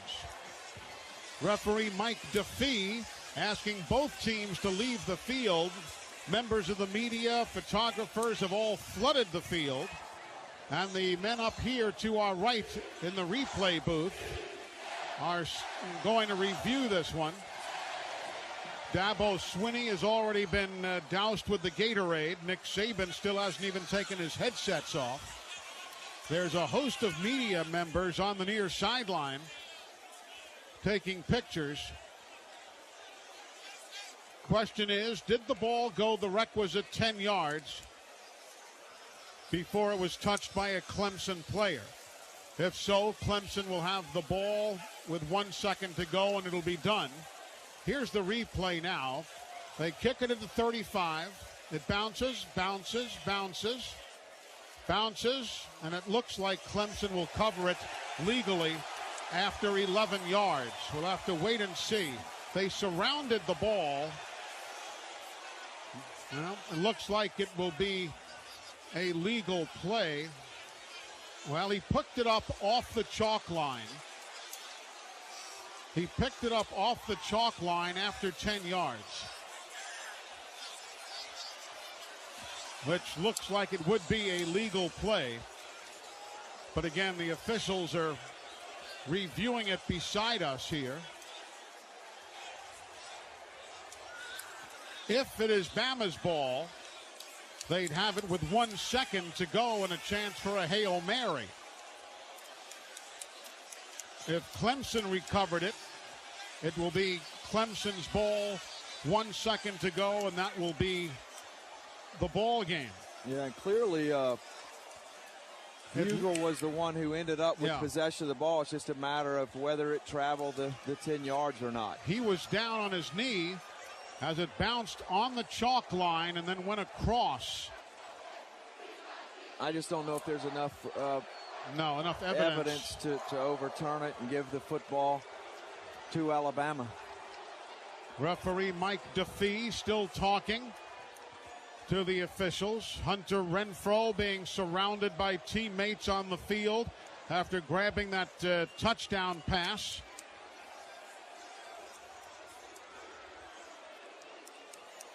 The officials still talking.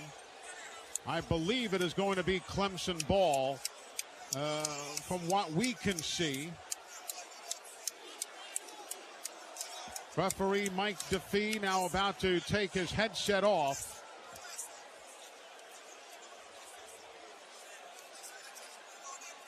And we'll listen in. After reviewing the play, the kickers legally possess the ball beyond 10 yards. The ball belongs to Clemson with 1 second on the clock at the 46-yard line. And that's going to do it. Yeah, Clemson's going to get to take that ceremonial victory snap. And Alabama comes up short in terms of their quest for a 5th national title. In 8 seasons, it was one heck of a football game. The two most competitive teams in America laid it all on the line, and you got to give a tip of the cap to Deshaun Watson and this Clemson offensive team especially, because when Jalen Hurts ran the football in with just slightly north of 2 minutes left, the Tigers responded with a full field march for the winning score. He takes a knee. That is it. It's all over. Clemson has won the national championship by a final of 35-31. Right now, Alabama and Clemson both end the season at 14-1. Stations, we owe you commercial break number 8 from our play-by-play rotation. We'll take that right now. Clemson wins 35-31 on the Crimson Tide Sports Network from Learfield. So, who's going to do what? Flashlights? Nowhere to be found. Emergency supply kits? Not packed. What about blankets? We have an old towel. Cell phones? May not work. Emergency water? Not a drop. Perfect. We all know where we're meeting if we're separated. The library. On Jones' house. The bus stop. And I'll be... What's it like to be in good hands? Like having all your needs taken care of in one place. Like home. Auto. And what? Life insurance too? It's good to be in good hands. Men need to prepare themselves. Nivea Men Cream. Super fast absorbing and non-greasy. Nivea makes you feel good in your skin. Nivea Men Cream. Crafted just for you. Nivea Men. It starts with you. Get your free sample at NiveaMenUSA.com. The difference between you and me I tell it like it is, you tell it how it might be. Repeat the technique. That damn Max coming. I know he's going to be smiling tomorrow. They are frequently a laughing stock. And oh, by the way, had the temerity, the unmitigated gall, to sit up there and bloviate about this stuff, and you ain't even in first place. Wow! Shut the hell up! Catch those vapors, Stephen A. The debate starts here. First Take, now on ESPN, weekdays at 10. Oh, no, just stop it! The difference between you and me, I tell it like it is, you tell it how it might be. Repeat the technique. That damn Max coming. I know he's going to be smiling tomorrow. Catch those vapors, Stephen A. The debate starts here. First Take, now on ESPN, weekdays at 10.